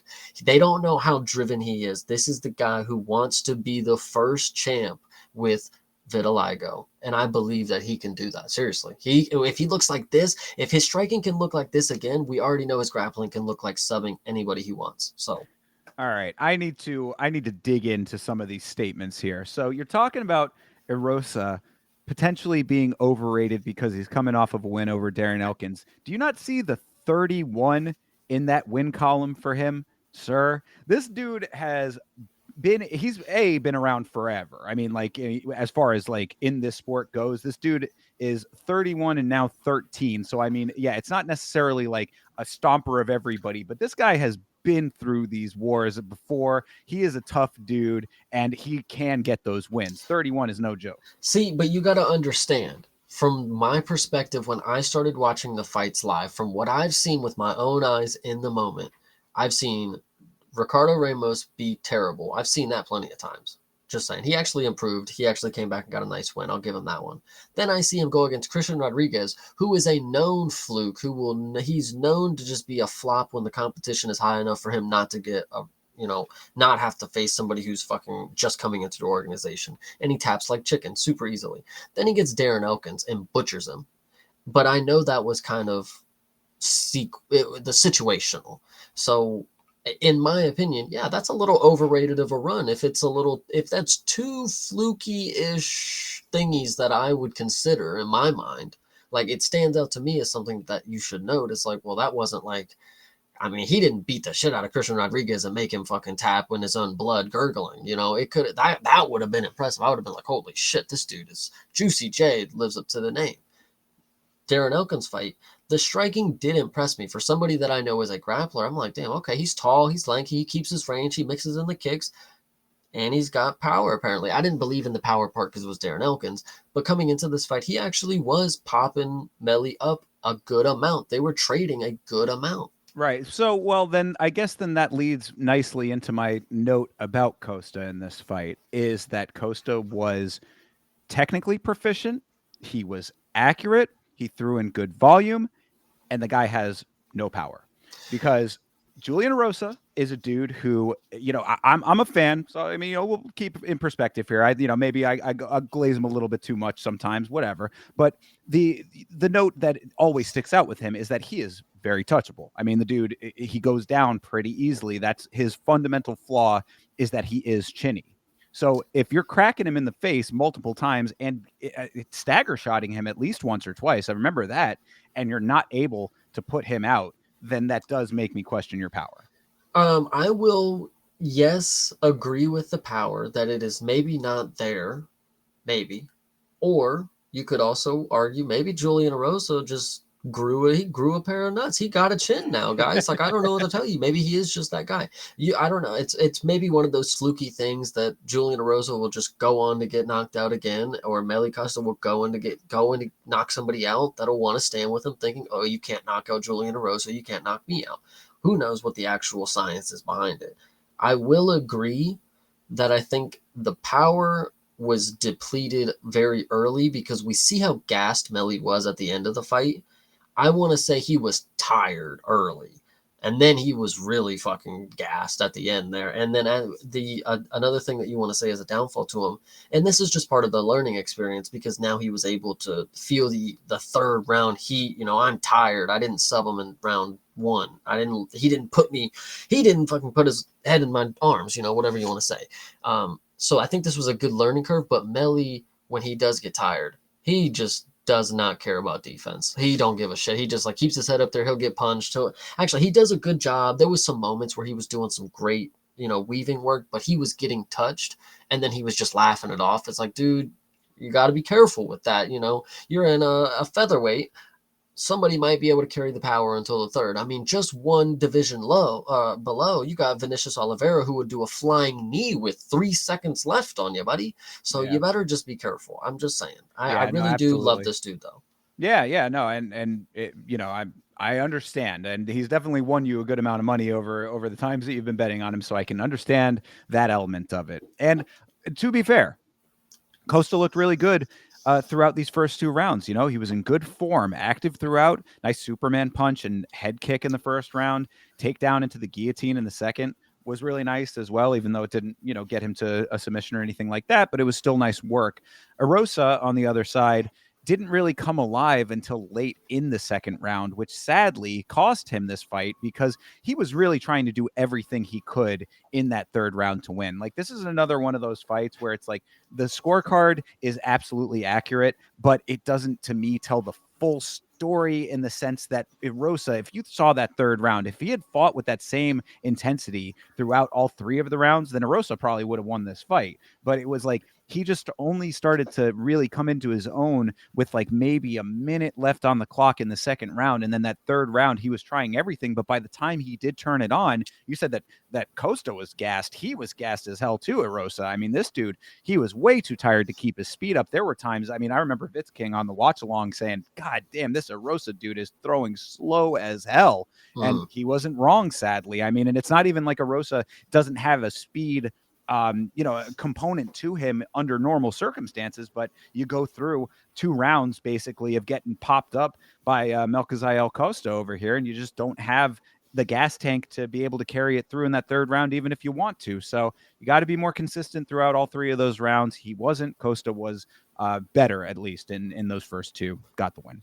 I think what is also a very underrated thing about Meli Costa. So when you think of Julian Erosa at the featherweight division, you think of a very tall, lengthy, rangy striker. When you think of Meli Costa, you don't think of a massive, imposing force.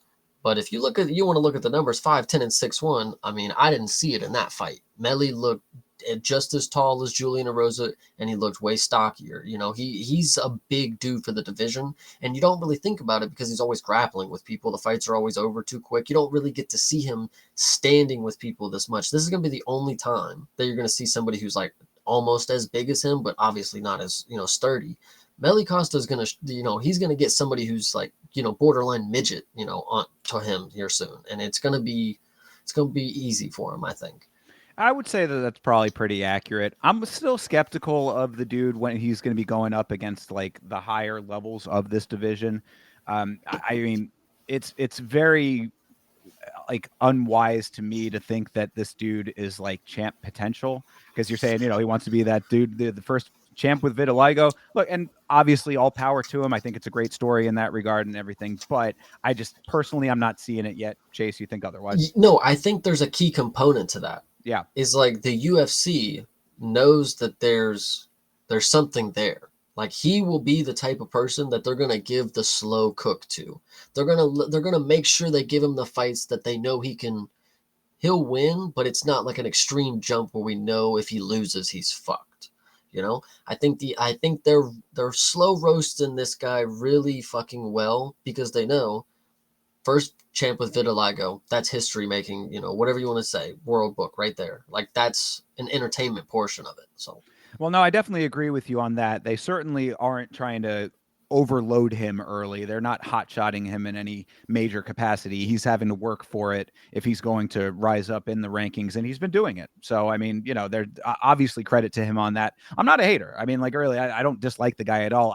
I question his power a little bit, and I've seen in the past some technique that was giving me pause, but in a performance like this, it does show that he is pretty goddamn well-rounded. So, go out there if he can just somehow, if he is such a big guy for the division, which he does, he's bulky dude. It's like if figure out somehow, some way to get a little more power in those hands because you got to be able to finish guys like Julian Erosa.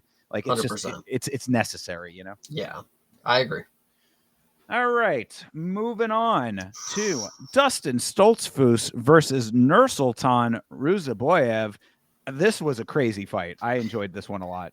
This one was definitely crazy as hell. Probably fight of the night. Yeah, oh yeah, this had to have been fight of the night. I would say it was definitely up there if it wasn't it. But no, to break it down, this fight started off with intense I don't know. That was just something in the air because you know these fights where you're kind of expecting a finish, you're always on the edge of your feet. You know one of these guys could land, and you know one of them can go to their butt. You'll see in the first round there was an instance where somebody got dropped. You'll see in the replay it ended up being a headbutt. In the moment, that doesn't fucking matter. Bro got Right. dropped. He's on the ground. The judges are like, boom, he's on the mat. You know, whatever. Then it gets to a moment where it is one of the deeper submissions that we have ever seen. And Nursultan Ruzaboev was able to weather the storm like a fucking Chad. He actually almost tapped. It was crazy. He like reached for it, and Funny then he that was you like, say that. and then Yeah. he was like, "Nah, I'm good. I can breathe," which No, was yeah. crazy. I didn't notice that at first, but on the watch along, shout out to Toby. You had mentioned him earlier. He was in the chat for a little bit, and I think he was in during this fight, and it said he was like, "Did he tap?" I was like, "I saw the hand over there. He didn't actually do it, did he?" And it was like, "No, you see He the wanted replay." to. Yeah, it was getting a little close. You know that motion. You know when that hand is starting to do that, where Yeah, it's like, is it open? No, it's like keep it yeah. closed, but it's like it's right there in the in tapping position. And he did not do it. So congratulations on that one for Ruzaboev. But yeah, exactly. Like you said, head clash in that first round drops Ruzaboev, which is very unfortunate. But like you said, too, does not matter. It's not one of those things. Maybe after the fact, there might be like an overturning, but you don't want to get it to that point. And shout out to Ruzaboev for being such a goddamn tough guy to be able to weather that storm, because Stoltzfus nearly gets the submission via guillotine that you'd mentioned, very tight. Ruzaboev somehow weathers all of that and then full reverses position into mount. So this is another instance, much like Gabe Green, where it's a very, very dangerous submission threat that somehow completely gets thwarted and reversed. Amazing composure and amazing willpower for Nursultan Ruzaboev in that moment, off of something that was an unfortunate thing to begin with. Yeah, no, this one was pretty fucking nuts. Through the whole fight, I actually want to make a key note. I know I don't normally note this, and I've only noticed it this one time. And people would always used to make note about like, oh, the size gloves that Brock Lesnar used to wear. Like, he'd have to get the whatever. Yeah. Dustin Stoltzfus gloves compared to Ruzaboev's in this, where it was like mind-boggling. I was like, does Ruzaboev have the children's gloves on right now? Like it was serious. Like his hands are super tiny, and he's got he's got some nice little shots that he can make, and maybe his hands being smaller makes him a little lightweight. I don't know. But he is damn good, and he's actually living up to what we thought he should be. The jump against Buckley, we now see. I mean, being one of the only people to go to decision with Buckley. Okay, I mean that kind of holds Yeah. up now. I Oh, for mean, sure. Yeah. so I think Ruzabov is coming into his own. Stolzfus, it's another guy that you just love after you watch him a few times because he really does just go out there and put it all on the line. Oh yeah, no, absolutely, definitely that. I mean, the Ruzaboev, like you talk about the hands. I mean, it doesn't necessarily make that much of a difference when you've got as nice kicks as he does. Because, dude, those head kicks that he was landing, spinning wheel kicks, he landed like 4 of them clean, which is Dude, like, dude, ESPN. This is actually a great moment for me to bring this up. ESPN fix your goddamn shit because I missed a whole spinning wheel kick apparently from fucking Ruzabov. I only got to see him through the 4 that he missed after. If at this moment in time he got a cool fucking moment, I missed it because of ESPN Plus. I blame whoever the fuck was on the desk that day. yeah, you're having some streaming problems. No, on Saturday, yeah, fuck, dude, it wasn't. It was only ESPN though. It Yeah. wasn't like it was ridiculous. Damn, well, that is annoying. But yeah, no, Ruzaboev with some really nice head kicks in this fight that all landed, and you're right. It really does go to show that Stoltzfus is such a tough Game. tough, yeah, game competitor, because he also an uppercut early in the second round absolutely broke Stoltzfus's nose. It wasn't the same type of break that we saw like with Nicholas Dalby, where it was like all kinds of smash to the side, but the uppercut absolutely, his nose was leaking all over the place. Tough mother eating a shot like that and then keeping the pressure on regardless, because that's the note really. It's like, yeah, we'll see sometimes guys get their noses broke and they'll stick it out through the fight. It takes a different type of fighter to get their nose broken, recognize that the break has happened, and then say, I am going to continue to push forward. So Yeah. Stoltzfus is that dude for that. Great effort for Stoltzfus all 3 rounds. Just out-muscled by Nursultan in the grand scheme of things, I think. Last thing I was gonna notice. What did you think of Stoltzfus's little for this. He had a little mustache this time, and he had a little comb over. It was Yeah, an interesting it look. was an interesting look is exactly that. I thought that the light kind of shadow beard was noticeable and I The don't know if five I was o'clock shadow, you know. yeah, but like just but obviously like trimmed so you know that Yeah, it was intentional. You know what I mean? Like that I don't know if I was really like if I was really messing with all that much, but I mean, like he's a confident dude. I could see it working for him. I could see ladies appreciating it. yeah, dude, he's a cool dude. He's a game fighter, and I can definitely see him in a very fun matchup next. And he'll probably come out and lay some dude out. Like, I mean, he is a grappler too. Don't forget, guys. He can choke the shit out of you. It only takes one Chad like Ruzaboev not to tap for you to forget, but he's got the game, and I like him. And you know what I like about this fight specifically is that both of these guys, like middleweight is a very odd division in a lot of ways because you sometimes have extremely technical fighters that can do well and you sometimes have like very brawler kind of like barroom style guys that can also do well, including the champion currently. Yeah, These guys, I think, were a great combination of everything that makes middleweight entertaining. And when you put two guys like that together, this is the kind of outcome that you get. You get a really solid scrap with a lot of, at sometimes technical elements, at sometimes brawly elements. You get the whole package in a fight like this, and it was really entertaining to watch for that reason. I actually don't remember if they gave time for the translator because Ruzaboev like cut him off and was asking for one more. But I was almost I was almost at least believing what I was hearing from him out of his mouth is because Bisping was asking him like, "Are you going to stay at 85? Are you going to go back down to 70 or whatever?"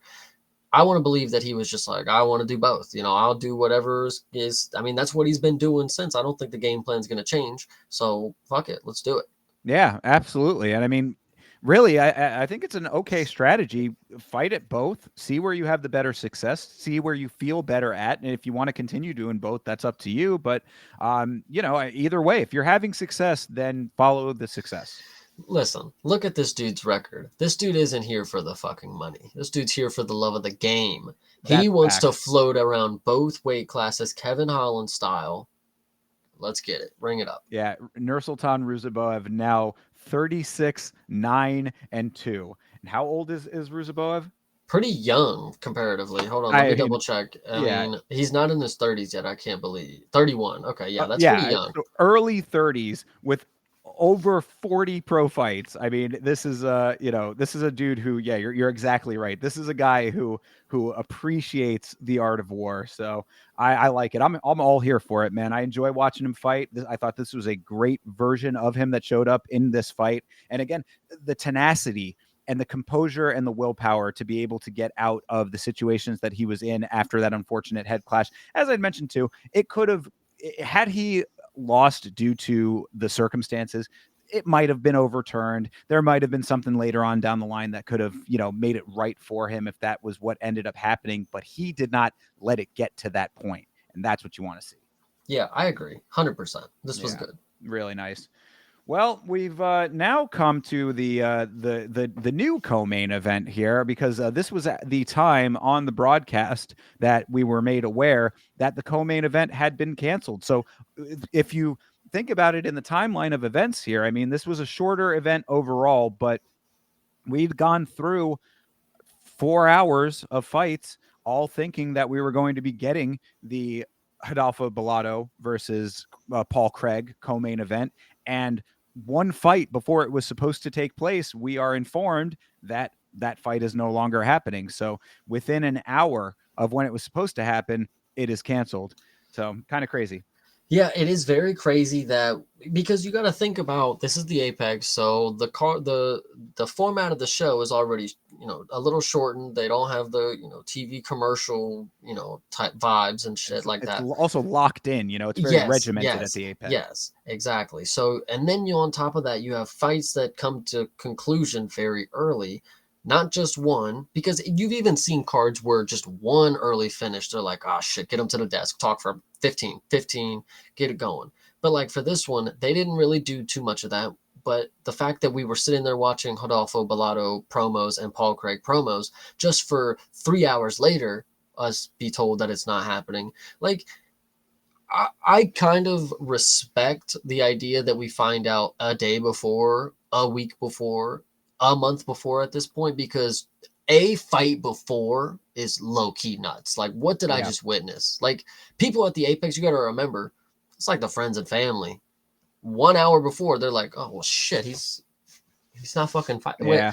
like, what are we doing here now? We just flew all the way here. I was going to say, I mean, that's the real unfortunate note of it is Paul Craig having to come all the way over from Scotland in order to have his fight canceled is really kind of shitty. Hopefully they took care of him for that. But yeah, I mean, look, hey, herpes is no joke, man. I mean, I assume anyway, thankfully, dude, not from experience, but I obviously it was something that was affecting him enough to make it so that he couldn't fight. And again, as I said earlier in the stream, it's if that's the case, then trust from a bettor's perspective, you appreciate the fact that this fight did not go down.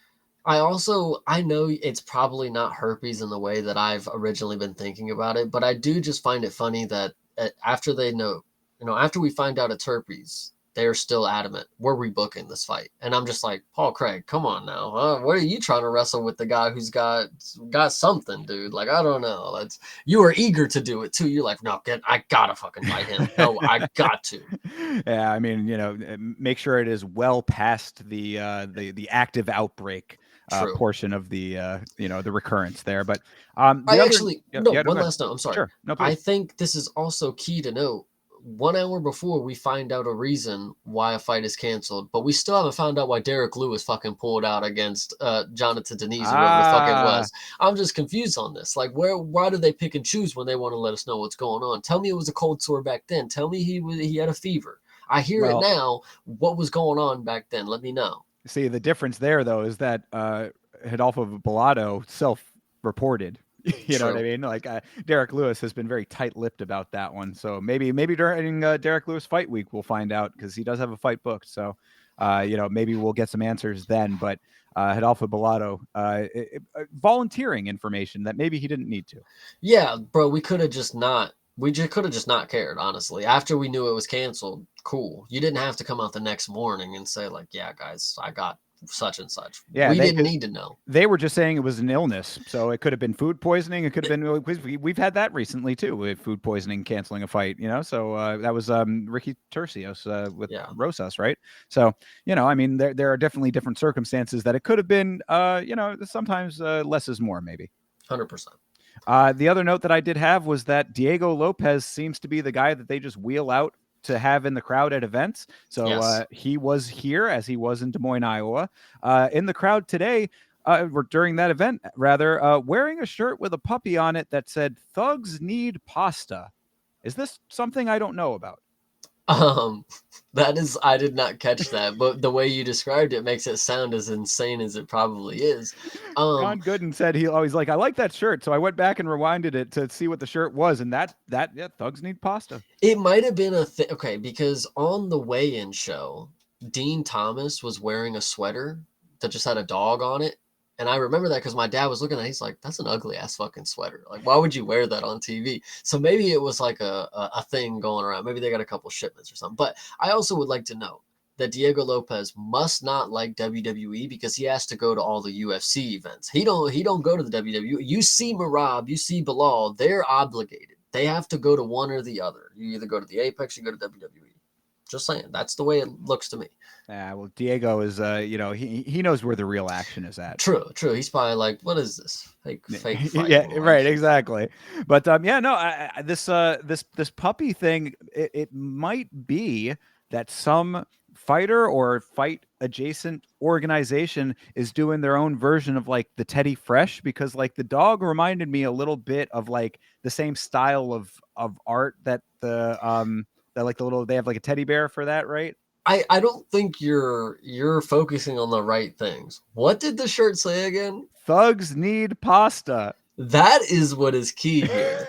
What It's just a fact, Chase. I mean, look, you're thugging. You need pasta. I mean, true. I mean, he did listen. Marvin Vittori will let you know what pastas are best for thugs. But the dog has nothing to do with this. I don't know what the shirt is about. Oh, that's crazy. Rigatoni specifically in Vittori's Yes. case, but Heck yeah. yeah. So I don't know. Maybe we're gonna have to find out more about this and see what the thugs need pasta meta is all about. But all I know is that Diego Lopez was rocking it and looked pretty fresh. Who fucking knows, dude? There might be so many people in Mexico/Brazil that are just thugging it out eating pasta, like just eating shitloads of pasta. And he's like, I gotta represent the fucking culture, guys. Right, Like, fair enough. Well, I mean, speaking of Brazilian thugs over here, let's talk about this next fight. Sadiq Youssef versus Myron Santos. This is the fight that I thought both of us, you've go listen to last week. We both were saying Sadiq Youssef, this is the Galaxy brain play over here. Sadiq Youssef, much more seasoned veteran fighter in the organization than Santos, who arguably got a little bit of a robbery in his fight before that against Francis Marshall. Either way, did not look great in that fight. New to the organization, guy coming off of the Ultimate Fighter winner, yes, but still evolving, still learning, still becoming better. We thought that Sadiq Youssef was a lock to win this fight. So Sadiq Youssef, the only pick that I made incorrectly on this card, also the linchpin of both of my major parlays, sunk me completely. So Sadiq Youssef really in the doghouse as far as the EMA is concerned. this one was really hard to predict because yes, there was a lot of things that you can consider as being, key factors going into this matchup. One of them that I would consider is that Sadiq Youssef is somebody that I looked at against Diego Lopez and said, that is worrisome. As somebody like Diego Lopez, knowing that Sadiq Youssef was going to be across him, I was worried, and I was grateful that we got to see the advancement of Diego Lopez from that moment because we got to see the star, the stardom right there. Sure. Going into this matchup, I was really thinking Sadiq was going to have the same level of threat that I was expecting from the Diego Lopez, coming off the Edson Barbosa matchup, and Myron Santos. I was coming in again expecting a performance of somebody that I know probably didn't win their last matchup.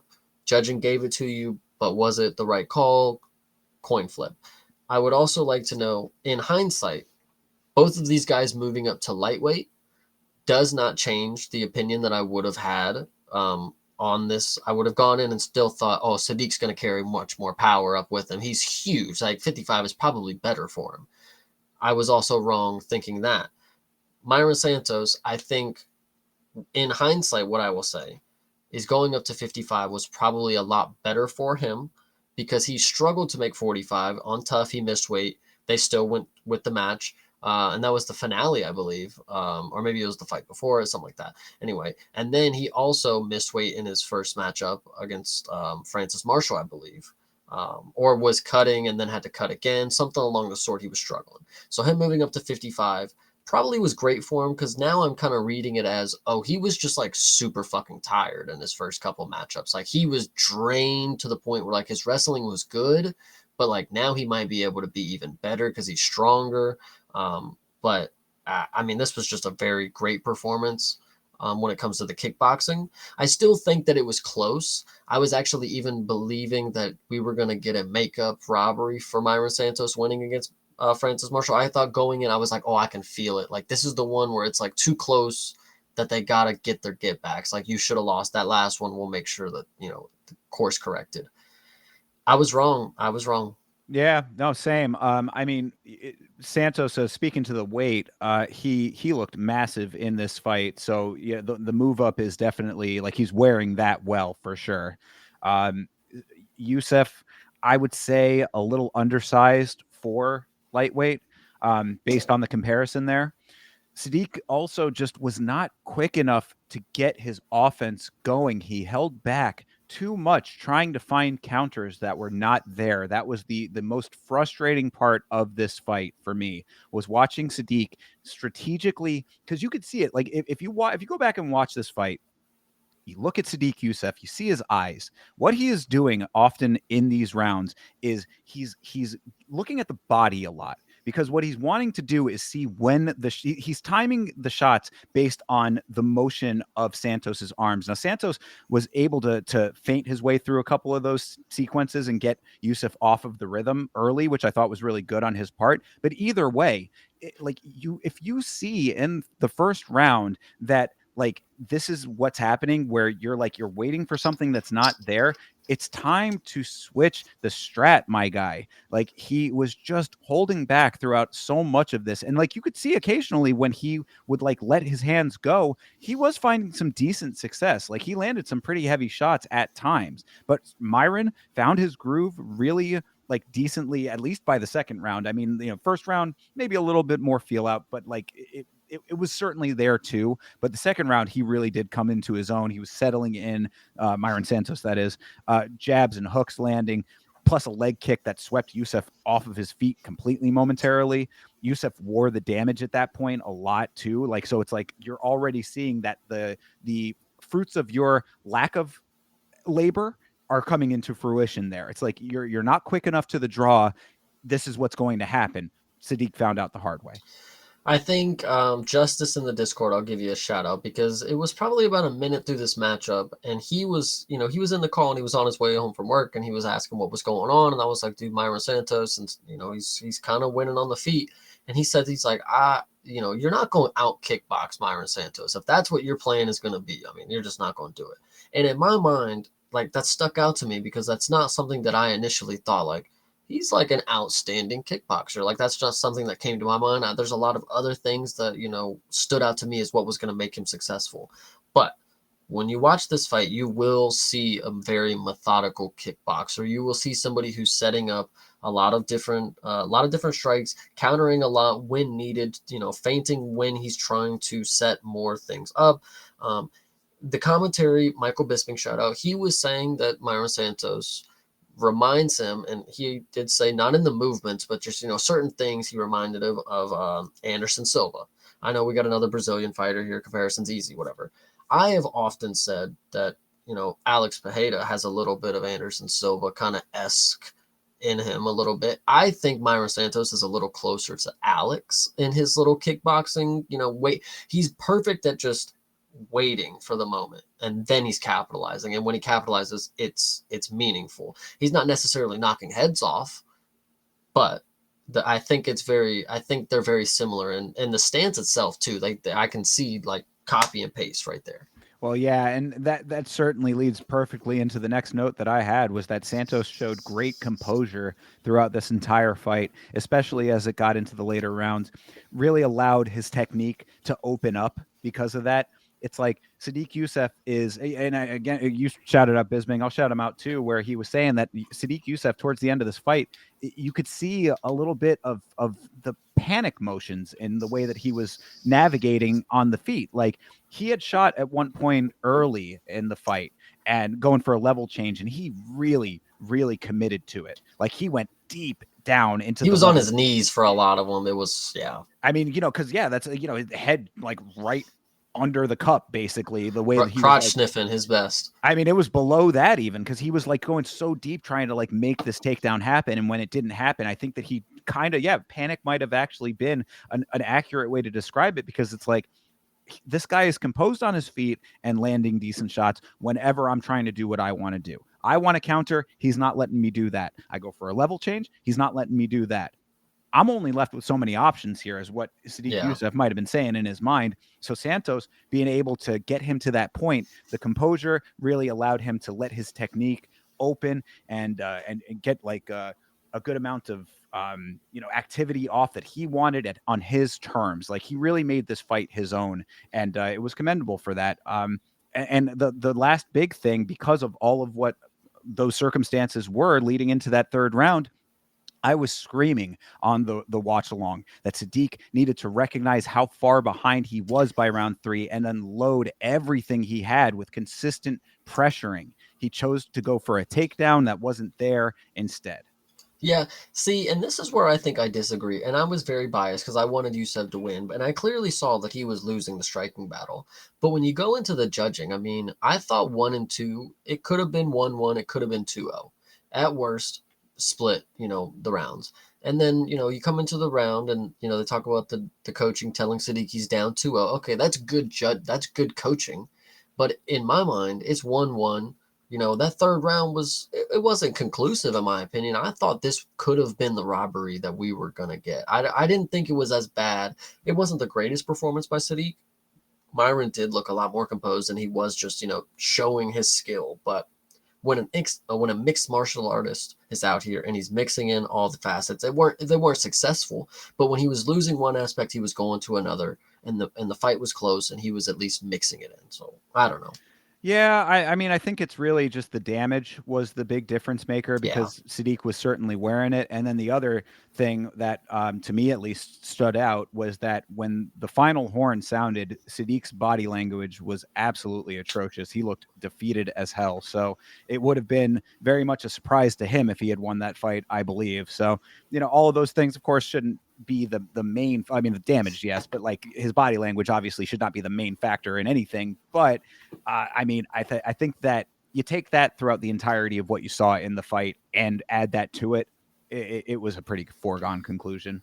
Yeah, I hear you. Yeah. I mean, I kind of made this whole spiel, and I feel like I was not as bright on Myron Santos, but I was very high on him before, and I still am very high on him. Him beating Sadiq is very impressive. Again, this is somebody who I thought is threatening. These are the people that you gotta beat for me to accept that you are on the great path.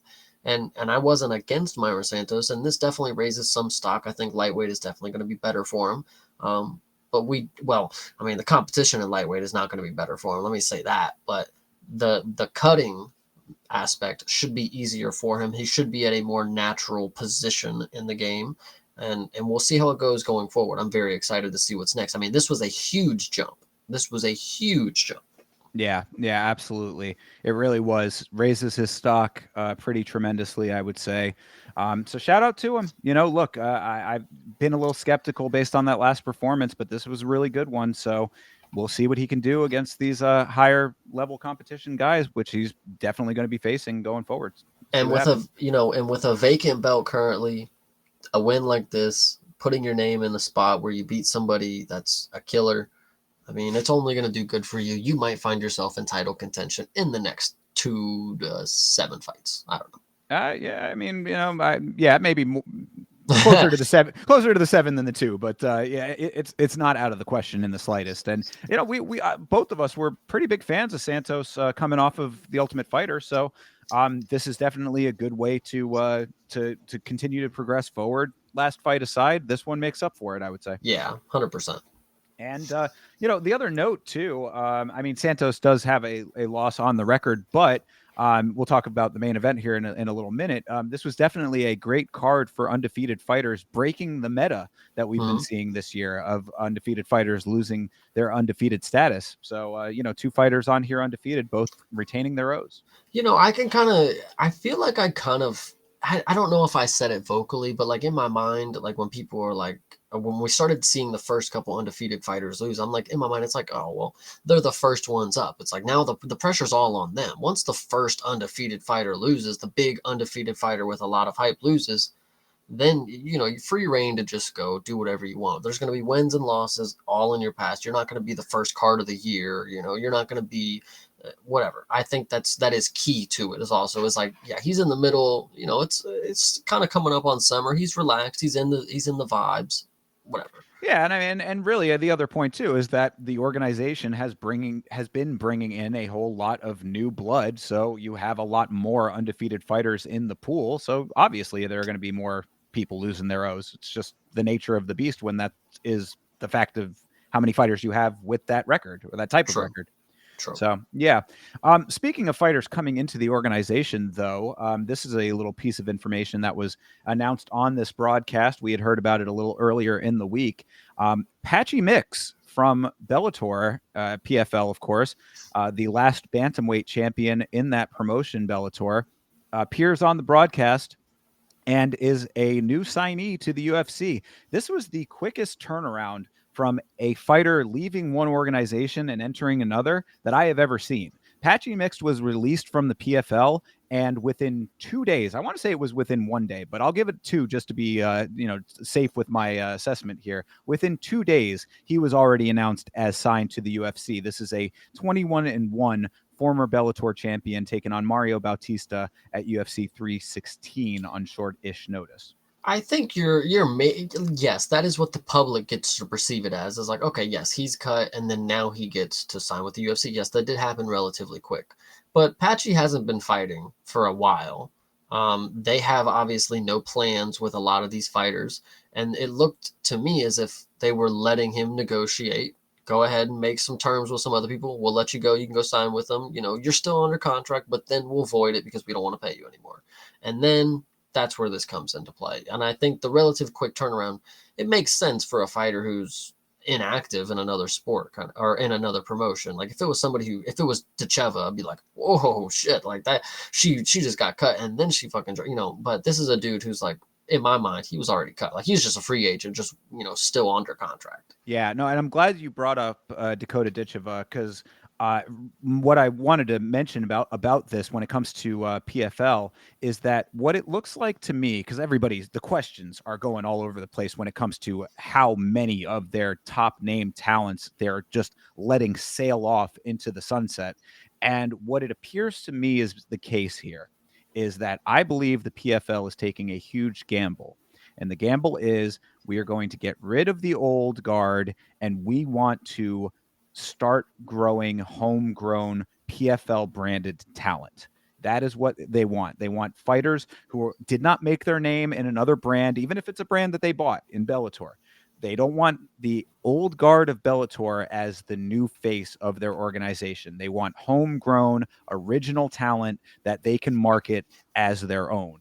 I think that this is an insanely risky strategy, and I don't know if it's going to work out for them, but that is my hunch, at least.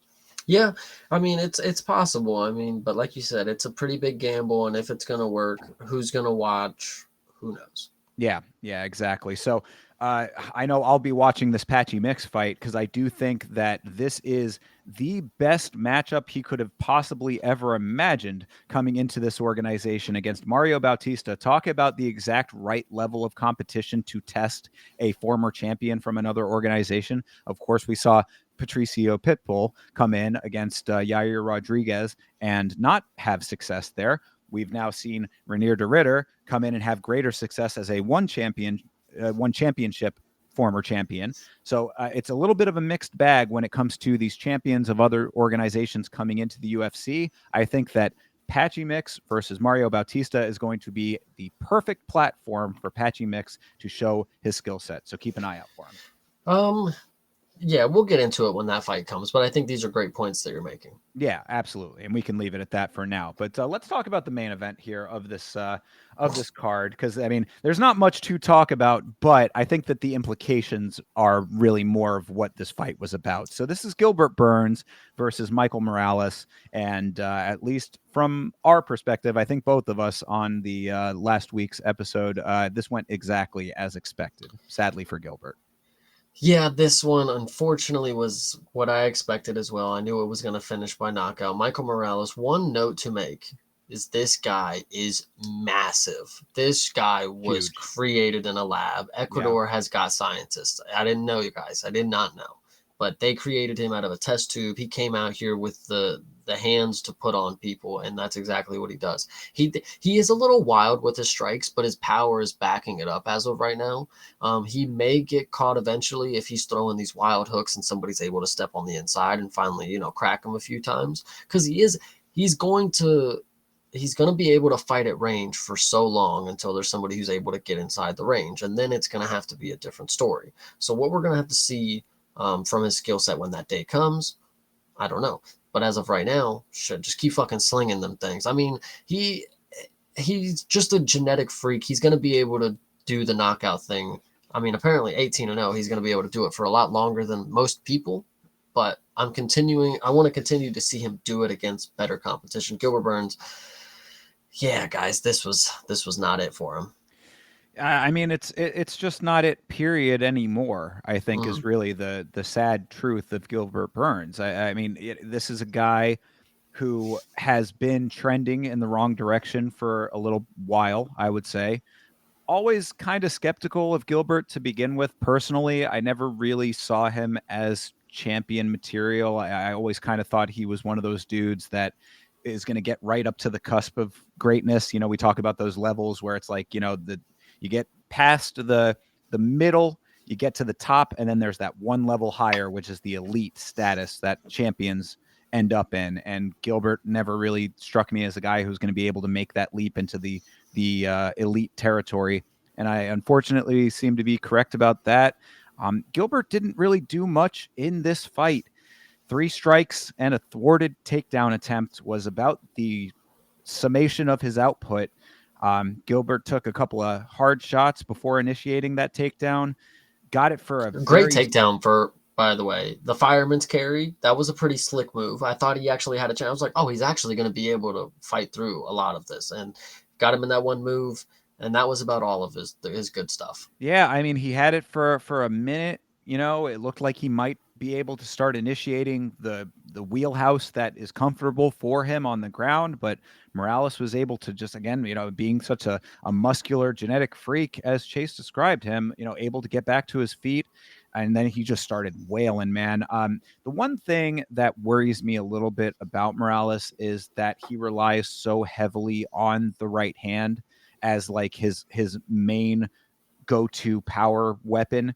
I think that there's probably some game planning that higher level fighters, or Gilbert Burns obviously a high level fighter, but like fighters who are more actively seeking the belt and a little bit more dedicated. Gilbert, he's a podcaster now. Like that's let Gilbert go off and live in podcast land, which is probably where he's going to be comfortable, and that's just fine. But like the fighters who are really like in contention, like a guy like we're fighting welterweight, a guy like Shavkat is going to be able to do some game planning and probably be able to thwart a couple of the styles of attack that Morales has as his like bread and butter go-tos. So that concerns me a little bit, but there's something you cannot deny as the power that Morales has in those hands, because once he started landing on Gilbert, he crumbled fairly quickly. And shout out to Herb Dean for giving Gilbert every potential possible inch of room and leeway to come back into this fight, but he got dropped once, came back a little bit, got dropped again, and that was it.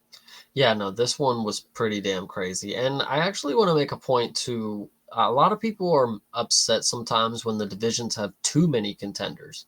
Like some people are just mad that there's not a clear title, contender. In this time right now, welterweight is like the fucking Wild West. Like these dudes are fucking crazy in here, and these are not just people that are one active, two good, but they're also like all the title contention area is like they're all fighting right now. Like they want their next fight to be the next one. If it's not, they're willing to fight in 2 weeks to go get the next one. Like, these guys are great. I love it. It's a great point.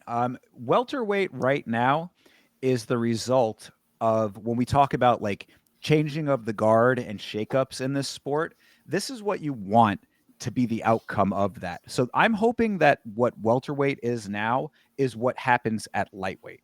I would Mm-hmm. like to see that happen, because like lightweight is a division right now that there's a lot of people that need to shake out. There's still some unanswered questions. People are moving. There's a lot going on that is not 100% fan friendly, I would say, in lightweight currently, even though it is such a competitive division. So I think that once those things start working themselves through and the new talent crop rises up through that division, you'll see basically the same thing that we have at welterweight now, where you've got a ton of killers all vying for the same slot at the top and really hungry for it too. Yeah, welterweight is on fire right now. It is really, really nice to see. I'm really enjoying this.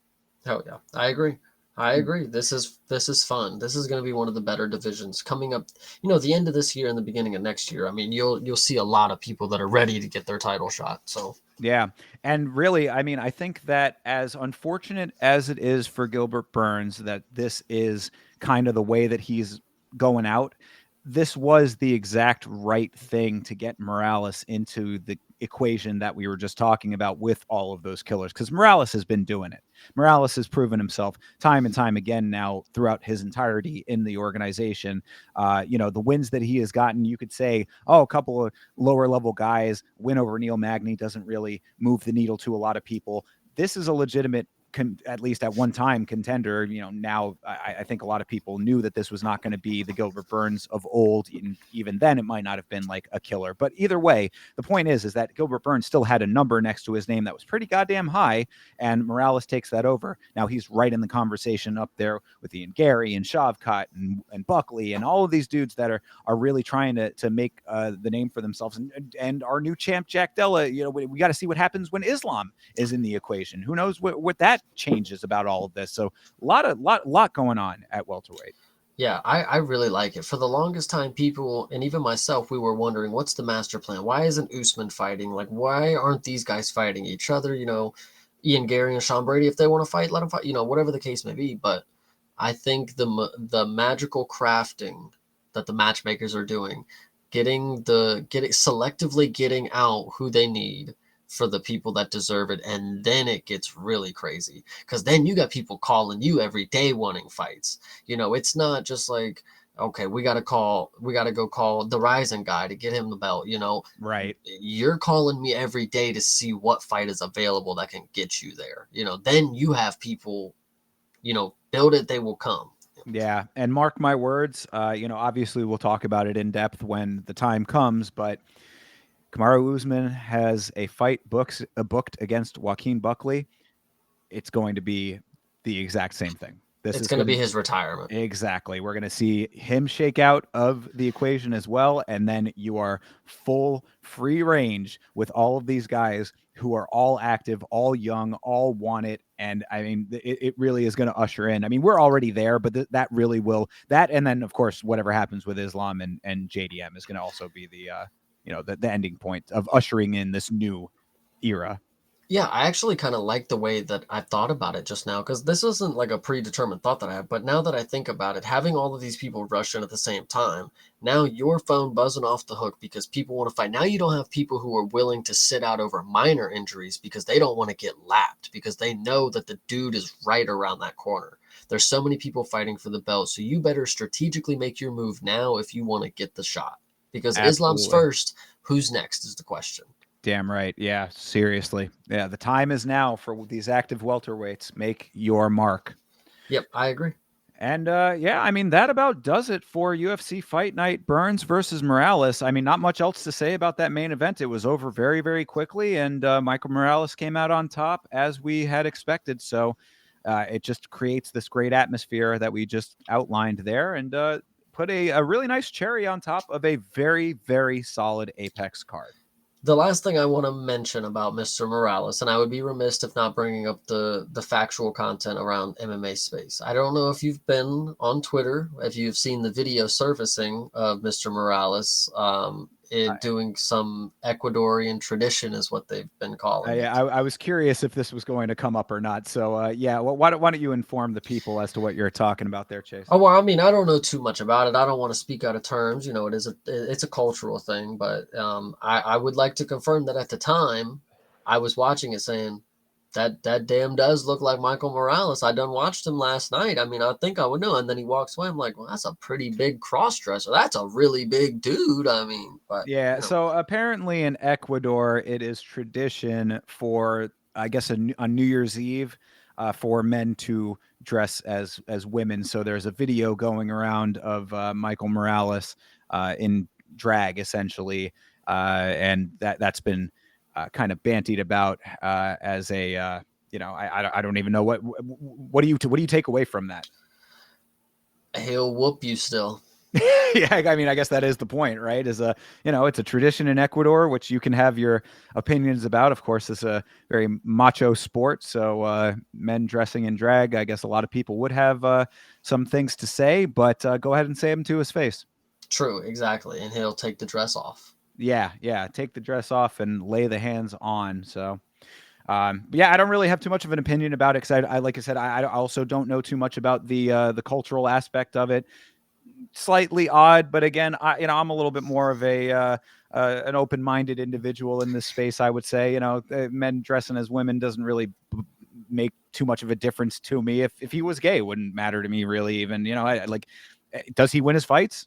That's the True. only thing I care about. True that. Yeah, I mean, New Year's, I just shoot fireworks sometimes. I mean, no, me personally, I just sit in my house. But I know people who shoot fireworks, and now I guess I know somebody who dresses up as a woman. I don't. I mean, it's just life, Yeah, whatever. I mean, I guess you make a good point there. It is a stark contrast to Central and South Florida, where I come from, where the tradition on New Year's Eve is to shoot guns into the air. Yeah, there you So, go. yeah, a little bit of a different side of the divide, but either way, leave the guns at home, put the dress on, beat some ass, Yeah, Mr. Morales. I guess that's all I really got to say about that. true. Yeah. Yeah. So anyway, that is. Actually, I mean, No. if you want to make a point, it is not a gimmick we've seen before. We ain't seen no cross dresser in the. We've seen gay dudes. Potentially we've seen gay women. We ain't seen the dude who just wears a dress just because I don't That like wearing dresses. I'll give you all of the credit in the world if you come to the press conference in a dress. Dude, I mean, listen. I mean, if it's gonna be the talk of the town, if there's a card on New Year's and he's on it, he might as well. Well, there probably won't be a card on New Year's, obviously, but the following card after, maybe he might do it. Fuck it, like y'all want to talk about it, let's talk about it. Like, I don't know. That might be the way to own it, though. Fuck the New Year's aspect of it. Just be like, look, yeah, I know the video's going around. Yeah, here I am. I'm in a skirt. Say something. I feel crazy now because Michael Morales is gonna watch this one day and be like, guys, I don't want to wear a dress. You don't have to. You do not have to fight for me. I'm not gonna wear a skirt. Please don't act this passionate about it. Like, Mike, it was we're just advocates. We're yeah, advocates for you, brother. We're making the case over here for you. This is yeah, for you that we're doing this. So true. don't let the supporters down. Yeah, true, I guess. true. Anyway, so yeah, that's UFC Fight Night, Burns versus Morales.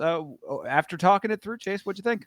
Dude, like I said, this card was really, really good. Unfortunately, a lot of flash performances that ended very quickly. And with cards that happen like this, that kind of just breeze by, you're gonna remember when they come back up. You're gonna be like, "Oh, he smoked that guy last time." But up until that moment, I mean, it's gonna go in the memory bank, especially with a week off. Like I've already been like, I came in today. I even thought before the card, I was like, "Wow." I've already been like locked in thinking about next week. Like I got 2 weeks to figure that one out because I fluked on this one. So I don't know. This one is just in the memory bank already. True. Yeah. Well, I again go back to the point of like you can maybe maybe it gets filed away. Maybe it's not something that has like the huge standouts that a card in front of a crowd might. But don't forget the quality of the performances when you see the names next time. Yeah, 100%.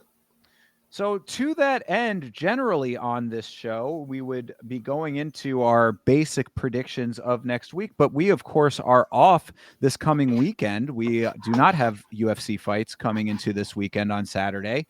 So, we're going to do next Monday our next week's fights thing, where we will be doing predictions for this card. Even though this also is an Apex card, so it's interesting that it's not like coming out of an off week into like an event in front of people. But either way, we'll do our predictions in full on the next episode. So just to run these down real quick, you've got Aaron Blanchfield and Macy Barber in the main event. I really like this co-main event as Mateusz Gamrot and Ludovic Klein. Should have been the main event, probably. Probably should have. Yeah, I mean, both of those guys, big enough names at this point that. But the women have to have a 5 round. That's really all it is. It's a good point, and also the women are higher in title contention in their division, so it's just one of those things. But I do like this as a co-main if it's going to have to be one. Then it kind of takes a little bit of a drop off here with Billy Ray Goff versus Seokyeon Ko.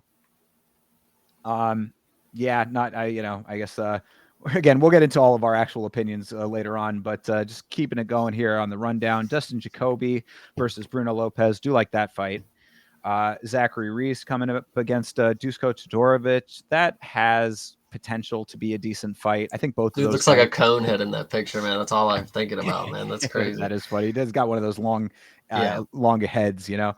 But that that's like a even level fight, I would say, between the two of those guys. So they could be pretty good between them. Going down into the prelims, I mentioned Jafel Filio a little earlier in the stream. He is a preacher man. he's a So preacher. Yeah, okay, he yeah, he is certainly too. is. Yeah, versus Alan Nascimento. That could be somewhat decent. And then we'll talk about Andreas Gustafsson. I guess he doesn't have an opponent booked. They got opponent TBA over here on ESPN for some reason. Maybe his opponent pulled out or something happened there. I don't know exactly the circumstances as to why he doesn't have an announced opponent, but some interesting stuff about Gustafsson that we'll save for another episode. Did not Facts. know. Yeah, no, I definitely want to talk about that eventually. This could have been with this next fight. Go to this. This could have Yeah. been way higher on the card. What the fuck is this? I'm glad that you said that because when I was going through these fights on the on the watch along for the event that we just went over, I had said the same thing. I was like, Macy Chiasson versus Ketlin Vieira. That is a great fight and an underrated on both sides. Macy Chiasson is consistently underappreciated in this sport, and I think it needs to change quickly. Like, bro, Caitlyn, yeah, this is the girl who just lost to Kayla Harrison. This was the second ranked woman. That's higher ranked than the people in the main event. Bro, we literally just went by this fight, third down, top of the card, Billy Ray Goff and Seok Yun Ho. Are you telling me that Ketlin Vieira versus Macy Chiasson is not applicable to the main card? This is a prelim fight. This is actually pretty nuts. You could go down the rest of the prelims right here, and all of these could be above. They need to restructure this card because, Ramiz Brahimaj versus Oban Elliott. How is this a prelim fight? Yeah, for sure. I don't get that at all. Oban Elliott is also a big ticket name. Like everybody knows who Oban is. He's the Hulkamania guy. Whatever. Yeah, absolutely. Yeah, in making a name for himself, fight over fight for sure. Huge favorite in that fight as well. Mm-hmm. Kurt Hollabaugh versus Jordan Levitt, another fight that probably could have been on the main card. I mean, this one could have been the featured prelim at minimum if you actually shift the ones above correctly. Like, this isn't horrible, but it's not great. Yeah, I'm telling they need to shake this thing up because Markel Medeiros versus Balaji Oki. Now, I mean, Oki, a little bit of a dude who's been spotty. He's the guy that Scottish Chris Duncan got that really nice guillotine from bottom choke in. And Markel Medeiros, he was the dude that in his last fight kind of skated by. Like, he ended up getting the win, but it was kind of a robbery. Either way, though, these are guys who have been around. I remember both of their names. Like, this is a little bit odd. And then I actually wanted to stop you here. Oh, please. Do we remember what we thought about Medeiros in his last fight? That he did not look great and that he skated by and got a gifted win was what I took away. Just making sure. Okay. Why? mean, he is the dog, so I mean that would probably add up that he's not as impressive as maybe some other prospects. No, I like the matchmaking on this one because Oki has been very spotty, and Medeiros is a dude who kind of just like he was coming in, I believe, off Contender Series. The fight before that did well on the Contender Series, did not do great in his first fight in the organization, and then against Austin Hubbard. Yeah, exactly. Hubbard was winning that fight for sure. Okay. Yeah, just making sure we remember that. Yeah, most definitely. Of course, we'll go over it on the next episode. But and then starting the thing off, Raylene DeSantos versus Alice Ardellyan. Yes, my Romanian queen. The Romanian queen, the queen of TikTok over here. So all of these names on this prelims are like really decent. This is a really stacked prelims for an Apex card that somehow has a jumbling in the upper part of it. So perhaps they might be adding more fights or changing things around or whatever, but we'll see what ends up happening. Either way, get to this one early because there are going to be some good fights on it. I actually agree. If that's the key thing to note, if this is what the card stays as, which is bonky as hell, it's going to be firefights for pretty early, at least I'd say. Absolutely. And so with that, because we are going to be going over this card in its entirety, we thought that for the remainder of this episode, since we got a little bit of extra time here, we would take some questions from the chat. So a good way to start it with the homie Nav coming in hot. He asks, thoughts on Bellato custom herpes shorts for his upcoming rescheduled Craig fight? Do we have herpes-themed shorts for Rodolfo Bellato in his next fight? I'm envisioning what I would want them to be if that's the case. So it would be like blood cells, right? Like you would have a blood cell design, and then there would have to be some sort of tumor growing out of that blood cell. All of them, actually. I think this is a great idea. I think they could get in the lab. If Bryce Mitchell can ask for fucking camo shorts, get my damn herpes shorts. I'll fucking never do again. I think that the germ emoji just stylistically stamped all around in like a cool pattern. Or simplistic designs are very simple. Of course, instead of his name, it can just say herpes on his shorts. Oh, there you go. Yeah, don't just go really, really lean He's into it. known as herpes now. I mean, I wouldn't call him anything else. He's literally said, "I have herpes." That's different than a cold sore, buddy. You maybe should have read the translation a little Oh, better. brother, self-snitching at its Yeah, finest. But yeah, I like the concept. If he's going to lean that hard into it, maybe he ends up in a situation where a bunch of fighters are not going to want to take fights with him because like they already know he is a black belt in BJJ. He's got decent striking, and if all else fails, he can rub his face on you. true, true. Scrimpo actually has a really good question. We should Yes, answer that shout one. out to Scrimpo. That was coming up right next here. So Scrimpo asks, is Bautista going to pull another ballless Joe Rogan neck-sniffing MMA strategy against Patchy Mix, or is that not going to happen? I love this question. I actually think it is going to happen. You guys don't understand that this is somebody who has been holding UFC level talent against the cage for long periods of time. He did it against Jose Aldo. Now Jose Aldo is not the greatest at getting off the cage, and he gets frustrated and he gives up very, I wouldn't say easily, but whatever you want to say. In this particular matchup, I think Mario Batista is going to do the same exact thing that he did against everybody else. See, that is exactly what you just said is why I disagree, because Jose Aldo has a cage stalling problem. Like, or Mhm. yeah, had obviously retired now, but in his time, in his return to the organization, he was allowing and accepting those positions even before he left. In his previous fight, I mean, there was the fight. I want to say it was, I think it was Marab, right? It was him versus Marab, I believe, where he was just allowing it to happen. Now, of course, Marab championship level, so it's a little bit different, but the fact remains, he accepted positions on the cage way too readily. Patchy Mhm. Mix, younger, wanting a former champion in that organization, Bellator, coming over trying to make a name for himself now as a free agent, coming to the UFC. I think it behooves him to do everything in his power to not let that happen. And if there's somebody who can do that, Patchy Mix the guy. Yeah, I mean, we're gonna have to find out because this is another guy that's coming over, and same thing as Pitbull.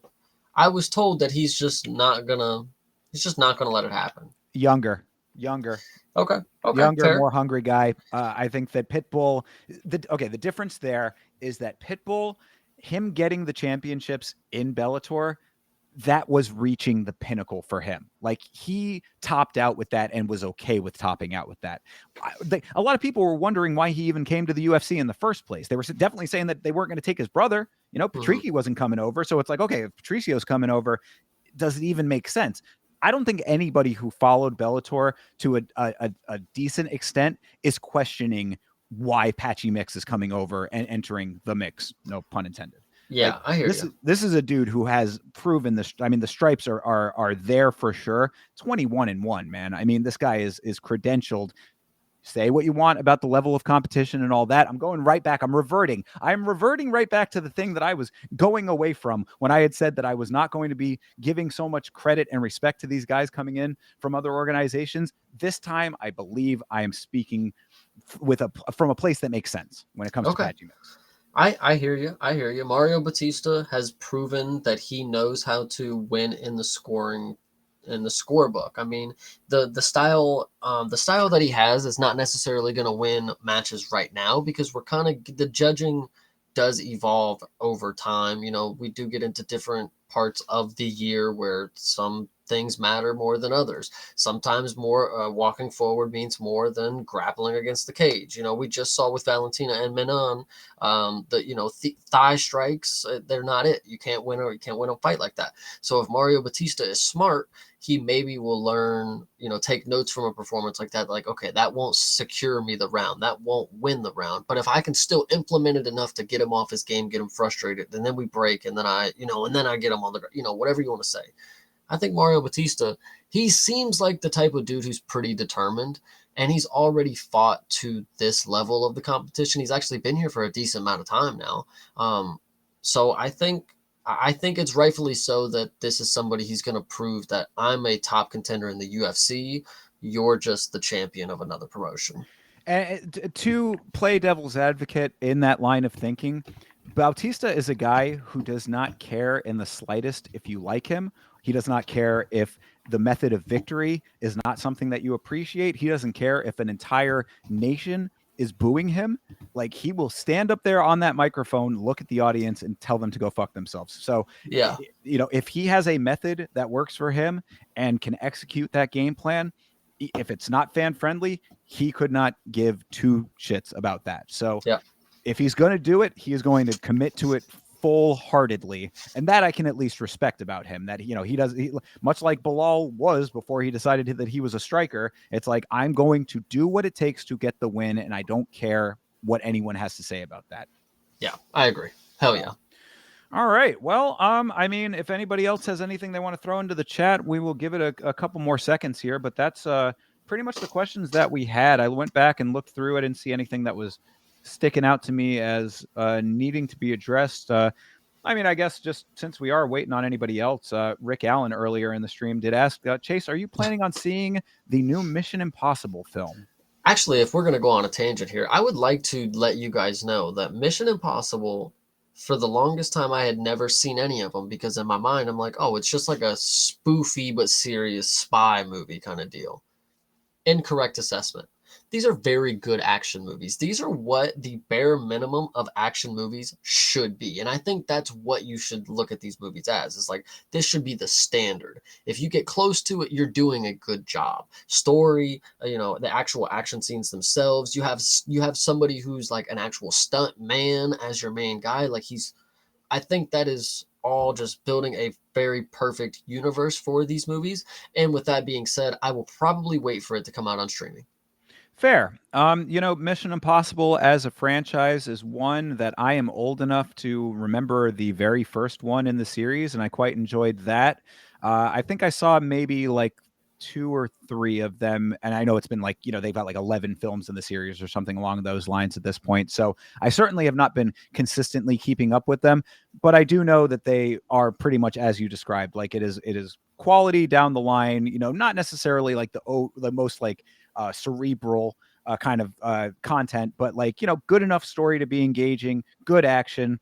I would say that, and also this is confirmed to be the last one that Tom Cruise is going to be doing. So for that reason, I would certainly not oppose watching it. If somebody wanted to watch it with me, or if it came on TV at some point, or if I saw it on Amazon or something, I would give it a shot. I actually would like to make an interesting point. Is like, if you liked the first one and you saw a couple after, I'm actually surprised you did not continue watching, because the one that I saw Mission Impossible Fallout. That's the one with Henry Cavill when he has that sick mustache. That one made me go back and watch the other ones, because I was like, wow, this is like the 7th movie in. You're gonna tell me it's still this good? Like, it actually was a very good experience, knowing that sequels do hold up in some capacity. Yeah, I mean, I think that the thing for me personally is that, like, I don't always need, like, and I don't want to say mindless action as in like that's all that they are, because it's definitely not that. I do think that there's more to that series than that. I just don't always need that type of action movie at all times. Like, it's more of something that, like, if I'm in the mood for that type of movie, I'll go to. So like, I just don't consistently keep up with it, just because it's not like always the thing that I want, but it's certainly something that I'm not, like I said, I'm definitely not opposed to it. And I can appreciate when I do decide that I want it. So yeah, quality franchise. Oh yeah. And to Nav's question, we did talk about Patchy, but is there anything you want us to answer about Patchy? I mean, we did go on a whole big spiel, but if you need something in particular to to have some information on, I'm sure we can go over it one more time for you, just a little Yeah, bit. yeah, for sure. We were talking about him versus Mario Bautista just a moment ago, saying, is Bautista going to be able to get the game plan off that he would like, the same type of game plan that he had against Jose Aldo? I was thinking that he will not be able to do that. Chase was saying that he is a credentialed enough fighter at this point in the UFC that he could get his way. I'm sticking to my guns on that assessment, and we'll talk about it, of course, when that fight is coming up for 316. But the initial thoughts, at the very least, based on what I know about Patchy Mix, I think he's going to be able to overcome and not be held up on the cage for an entire fight. Is this somebody that you absolutely like, for a fact, like this is the guy, like Patchy Mix is him? Or is this just somebody that like, okay, I know he's good. Like I've seen him fight, I've seen him win. Like I know he's good. Like, is this somebody that you would revere like Josh Van in my regard? I want to say, yes. I want to say Okay. yes. I mean, but it's always caveated by the level of competition, of course. Now, he has like the difference I would say with him is that he is able to find the victory against anything that has been put in front of him, pretty much, with one exception. In 21 times, 22 total, but 21 efforts, he has been able to make it happen one way or another. By hook, Okay. by crook, this dude is extremely good. He is the guy that was in press conferences saying about himself that if I was in the UFC, I would be fighting Sean O'Malley. Of course, Sean was champion at the time that he was saying this. So he was like, yeah, I mean, like, people are saying because I'm in Bellator that I'm not world class. Like, see what's up. Come and make it happen. Sounds He was like big asking for that talk fight. for at the time. I mean, you want to call for the UFC champ. I mean, I think he was angling for champ versus champ at the time, seeing if maybe that might have been a possibility. yeah, but I think the UFC would realize how bad of a fucking problem that is because look at Pantoja and Kai Asakura. Like, it can just happen. Like, yeah, same with Michael Chandler. You actually give him the shot at the interim belt, smoked by Charles or whatever. So I don't know. I think the UFC is getting wiser to it. They did better with Kayla Harrison. They didn't just throw her against fucking Amanda Nunez or something like Right. that. Like, they're giving her time to actually establish that she can compete against the top level first, and then we'll go ahead and attempt for the belt. Yeah, no, I agree. And I think that that is certainly how it should be. But that also being said, because they're bringing him in against Mario Bautista, I think it should be the exact fight that he needs to show that, like, I'm going to come in here and smoke. Like, that's, See, and I think this is another like fuck you from matchmaking. It's like, okay, you think that you're gonna come in here and you're gonna be able to play your game. You're gonna be Patchy Mix. He's a striker, yes. no, I mean, he's a grappling guy too. Okay, More, more, okay, more so, I would even say. okay. Well, I think Bautista would do a pretty good job of making it uncomfortable for him, making it not just a walk in the park. That's all I'll say. Fair. Beeb says he is betting the house on Kayla Ooh. Harrison, going up against Juliana Pena in their upcoming fight. Um, I and agree. Pena Pena lost to lost to Rocky. Rocky. Yeah, I mean, I think that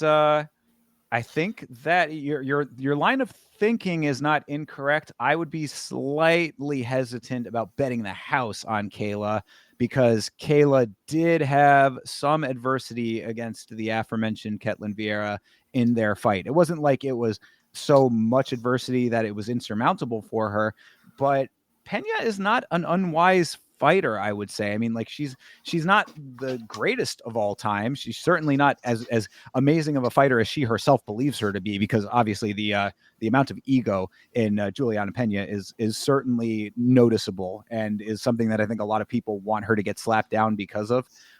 That being said, she is still a fighter in my estimation who has decent fight IQ overall. I think what is crucial to note, at least for me, and I keep saying this because I think it's been, quote me on this, 4, maybe even 5 press conferences now since Kayla Harrison has been in the UFC, and she has dropped the iconic line of Hellbows, and I have yet to see her drop one fucking elbow in the ground position. So I really don't know what game she's talking about. It's either A, she's delusional, B, she's just not able to implement the game plan that she wants, Or maybe those are the only two options. I don't know. She just talks a big game, and I'm waiting to see her smash some people. Like, that was what I was waiting for. She came into the UFC. She's talking about, I'm here to smash these women. I'm here to take the belt. Girl, you subbed out Holly Holm. Okay. Wasn't a smashing necessarily, but you subbed her. I'll give it to you. And then Caitlyn, well, you just did nothing for 3 rounds, basically. So I mean, I wouldn't say it was nothing. It was definitely more a grindy, grudge matchy kind of deal where it wasn't the smoking that we were expecting for sure. I still did not see one elbow. And she's talked about it for 5 press conferences now because they love to throw her on the fucking stage 6 months before she's about to fight. I don't know what that's about. Yeah, it's a good point. They do have like this like building of Kayla Harrison, I guess because of the mystique of her being as dominant as she was in the PFL. It does kind of, the narrative is already there. It sort of sells itself a little bit. Um, that being said, she's also a good talker, I would say. So I guess there is that element of it, and also it will make sense as far as the trash talk aspect of this is going to probably look pretty good on the press conference between the two of those ladies. Either way, though, it is a difficult sell to me that she's going to just come in here and be able to enact her game plan 100% against Pena, who has she's been around the block. I mean, love her, hate her, feel however you want. She was on The Ultimate Fighter years and years and years ago now. She's one of those fighters that's been around so long that you forget she was on The Ultimate Fighter. I genuinely do not want to bet on Pena, but betting on Kayla here just doesn't seem like, and I am judging off of, when it comes to the bantamweight division for women. I mean, this is not the most fruitful skill division, so maybe I have to take it with a grain of sand that what I'm seeing is not going to be what I'm expecting, but it is still going to be what will win a championship belt. Now, that being said, Julia Pena, she knows how to take fights in deep waters. Kayla Harrison, she's a little too muscly. I mean, she already cuts a lot of weight. There was already question if she was going to be able to make the weight class. It could be a grunge fight where she gets gassed really fucking quick somehow. And I don't know. We've seen it before. Somehow people come in prepared and they're just tired after one round. Blow the load. You don't even have to do that sometimes. You could just be, the moment could pass you, whatever you want to say. Sure, absolutely. So, I mean, there's a lot of factors that are going to go into that fight, which, of course, we'll break down as the time comes to it. But initial gut feeling, I would be I'm going to stay with Kayla on this. Like, I'm giving her the same leeway that I give a lot of these fighters that have not proven me wrong yet. I mean, I do think that the cracks in the armor showed in the Ketlin Vieira fight, so that definitely plays a factor. Until I see the full-on trouncing, I will continue to show support, and I'll stick with her as my prediction for that fight. But I do not count out the veteran status and the fight IQ and navigation of Juliana Pena. So even if she did lose the fight with Rocky. Yeah, she's just. I mean, it's hard to believe that the bumbling buffoon style actually wins in the UFC, but there's plenty of champs that just fumble their. I mean, fumbling is a bad way to say it, but they honestly just look like they have sometimes just the craziest way of winning, and Julia Pena is maybe one of the prime examples of just running in face first, chin up, throwing punches, get dropped, and then somehow come back and win. Whatever it is. Yeah, absolutely. And I mean, her getting gifted the win in that fight, I think is going to probably draw out that line a whole hell of a lot, because I think that a lot of people are going to basically feel exactly like what we're talking through here. They're going to say, "Oh, she, that she lost that last fight. Kayla's undefeated in the organization." So I don't even think that the value is going to be there as far as from the betting perspective goes. Like, this would be a fight that I probably stay away from, unless there's some like definitive factor that comes to mind at some point that I'm like, okay, that's the thing that makes me have to put money on it. But I mean, as of right now, it's like if they're going to have a huge page or a huge price tag on Kayla Harrison to win that fight, I'm probably just going to stay away from it. I'm pretty sure Juliana Pena is a plus 540. So yeah, I mean, then that, to me, it's like if that's the case, then I might throw a little money on the dog just to have it. But I'd stay away from that fight as to putting it in my major parlays or having it be like a major leg. 100%. And to Beeb's point, Kayla and Nunez at 145 for the BMF, I think is a great idea because then you could have Max and Ilya go back down. Then we actually have the true BMF belt matchup, right? Right. And then at the end of that night, the winner of each of them fight for the unified BMF. So Nunez and Max, hopefully. We got that one. Yeah, that's I love the scenario. I'm okay with this. Oh, yeah. You know, first intergender fight in the organization. People have been talking about it for a long time. When we're going to have men fighting women, you I know? mean, at least a 25er versus a 35er woman. I think that might even be a little more fair. Like if it was Kayla versus Charles Johnson, I think that's a fair matchup. I think that's a fair matchup. I mean, yeah, you know, you're not accounting for any of that bone density and No, power as far as the muscle mass goes and all that kind nah, of stuff. Kayla's gonna drop the elbows. Don't worry. If yeah, exactly. Finally, that's where she'll unveil them. Yeah, exactly. Yeah, but no, as far as that fight goes, if that actually does like in like a more realistic kind of context, if Kayla wins the belt and Nunez is coming back, then I mean, do they throw a BMF belt on top of the actual championship belt too? I don't think that they do. So, I Women's mean, BMF won't come unless it's for fucking Shevchenko or Wei Lee, probably. And yeah, even then, those aren't killers. Like that's what those I are mean. decision Like, merchants now. yeah, you'd probably have a better fight if they were going to try to like start throwing BMF fights in for women or like creating a women's BMF belt. You'd probably have a better shot at someone like a Denise Gomes getting a crack at it. And That I'm is not saying crazy recency bias. no, well, but that's my point though. That's my point is that you'd probably end up getting like if you can find me a woman who has strung together 3 consistent knockouts, find that woman for me. That's the woman that you end up actually putting in there, and you can't find it. Like, I mean, you might get Um, Jillian Robertson with all of her submissions. You know what I'm saying? If you're talking about just finishing ability, period, then maybe there's a couple of people that you can have a bit of a conversation around. But if you are talking about what the BMF was made for, the person that's going to go in there and throw hands and like make it an exciting, entertaining fight, what woman is that right now? true. I hear you. I hear what you're saying.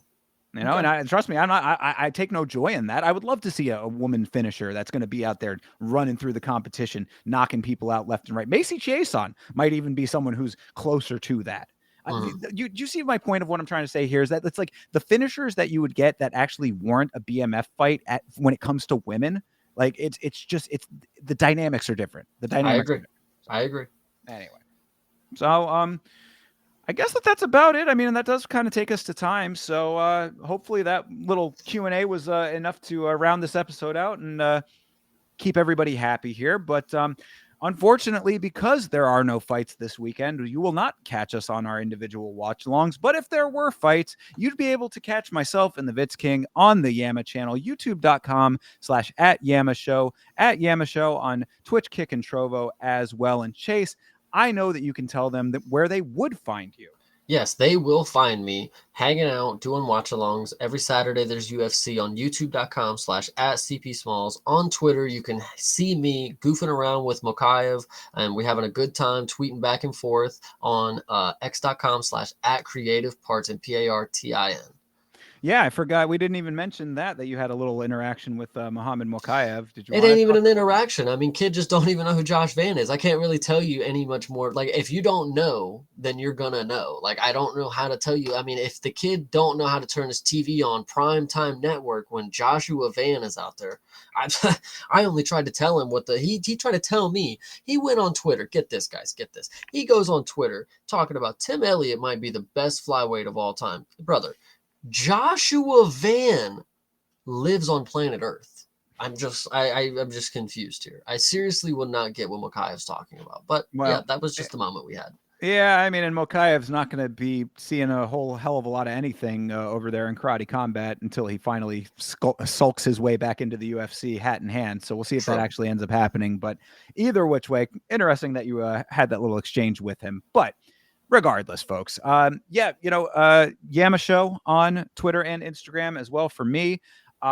And I'm going to say this right here, right now, so that we speak it into existence. This did not work for me yesterday, but myself and Chase are reviewing the Netflix series, The Cage. We are up to episode 3. So this week, you're going to get episode 3's review. Keep an eye out for the stream. let's make that happen, right, Chase? Yes, we are going to make that happen this week. Hell yeah. Exactly. So until that does happen, have a great rest of your evening, everybody. We'll catch up with you very soon. And until next time, y'all, fight on.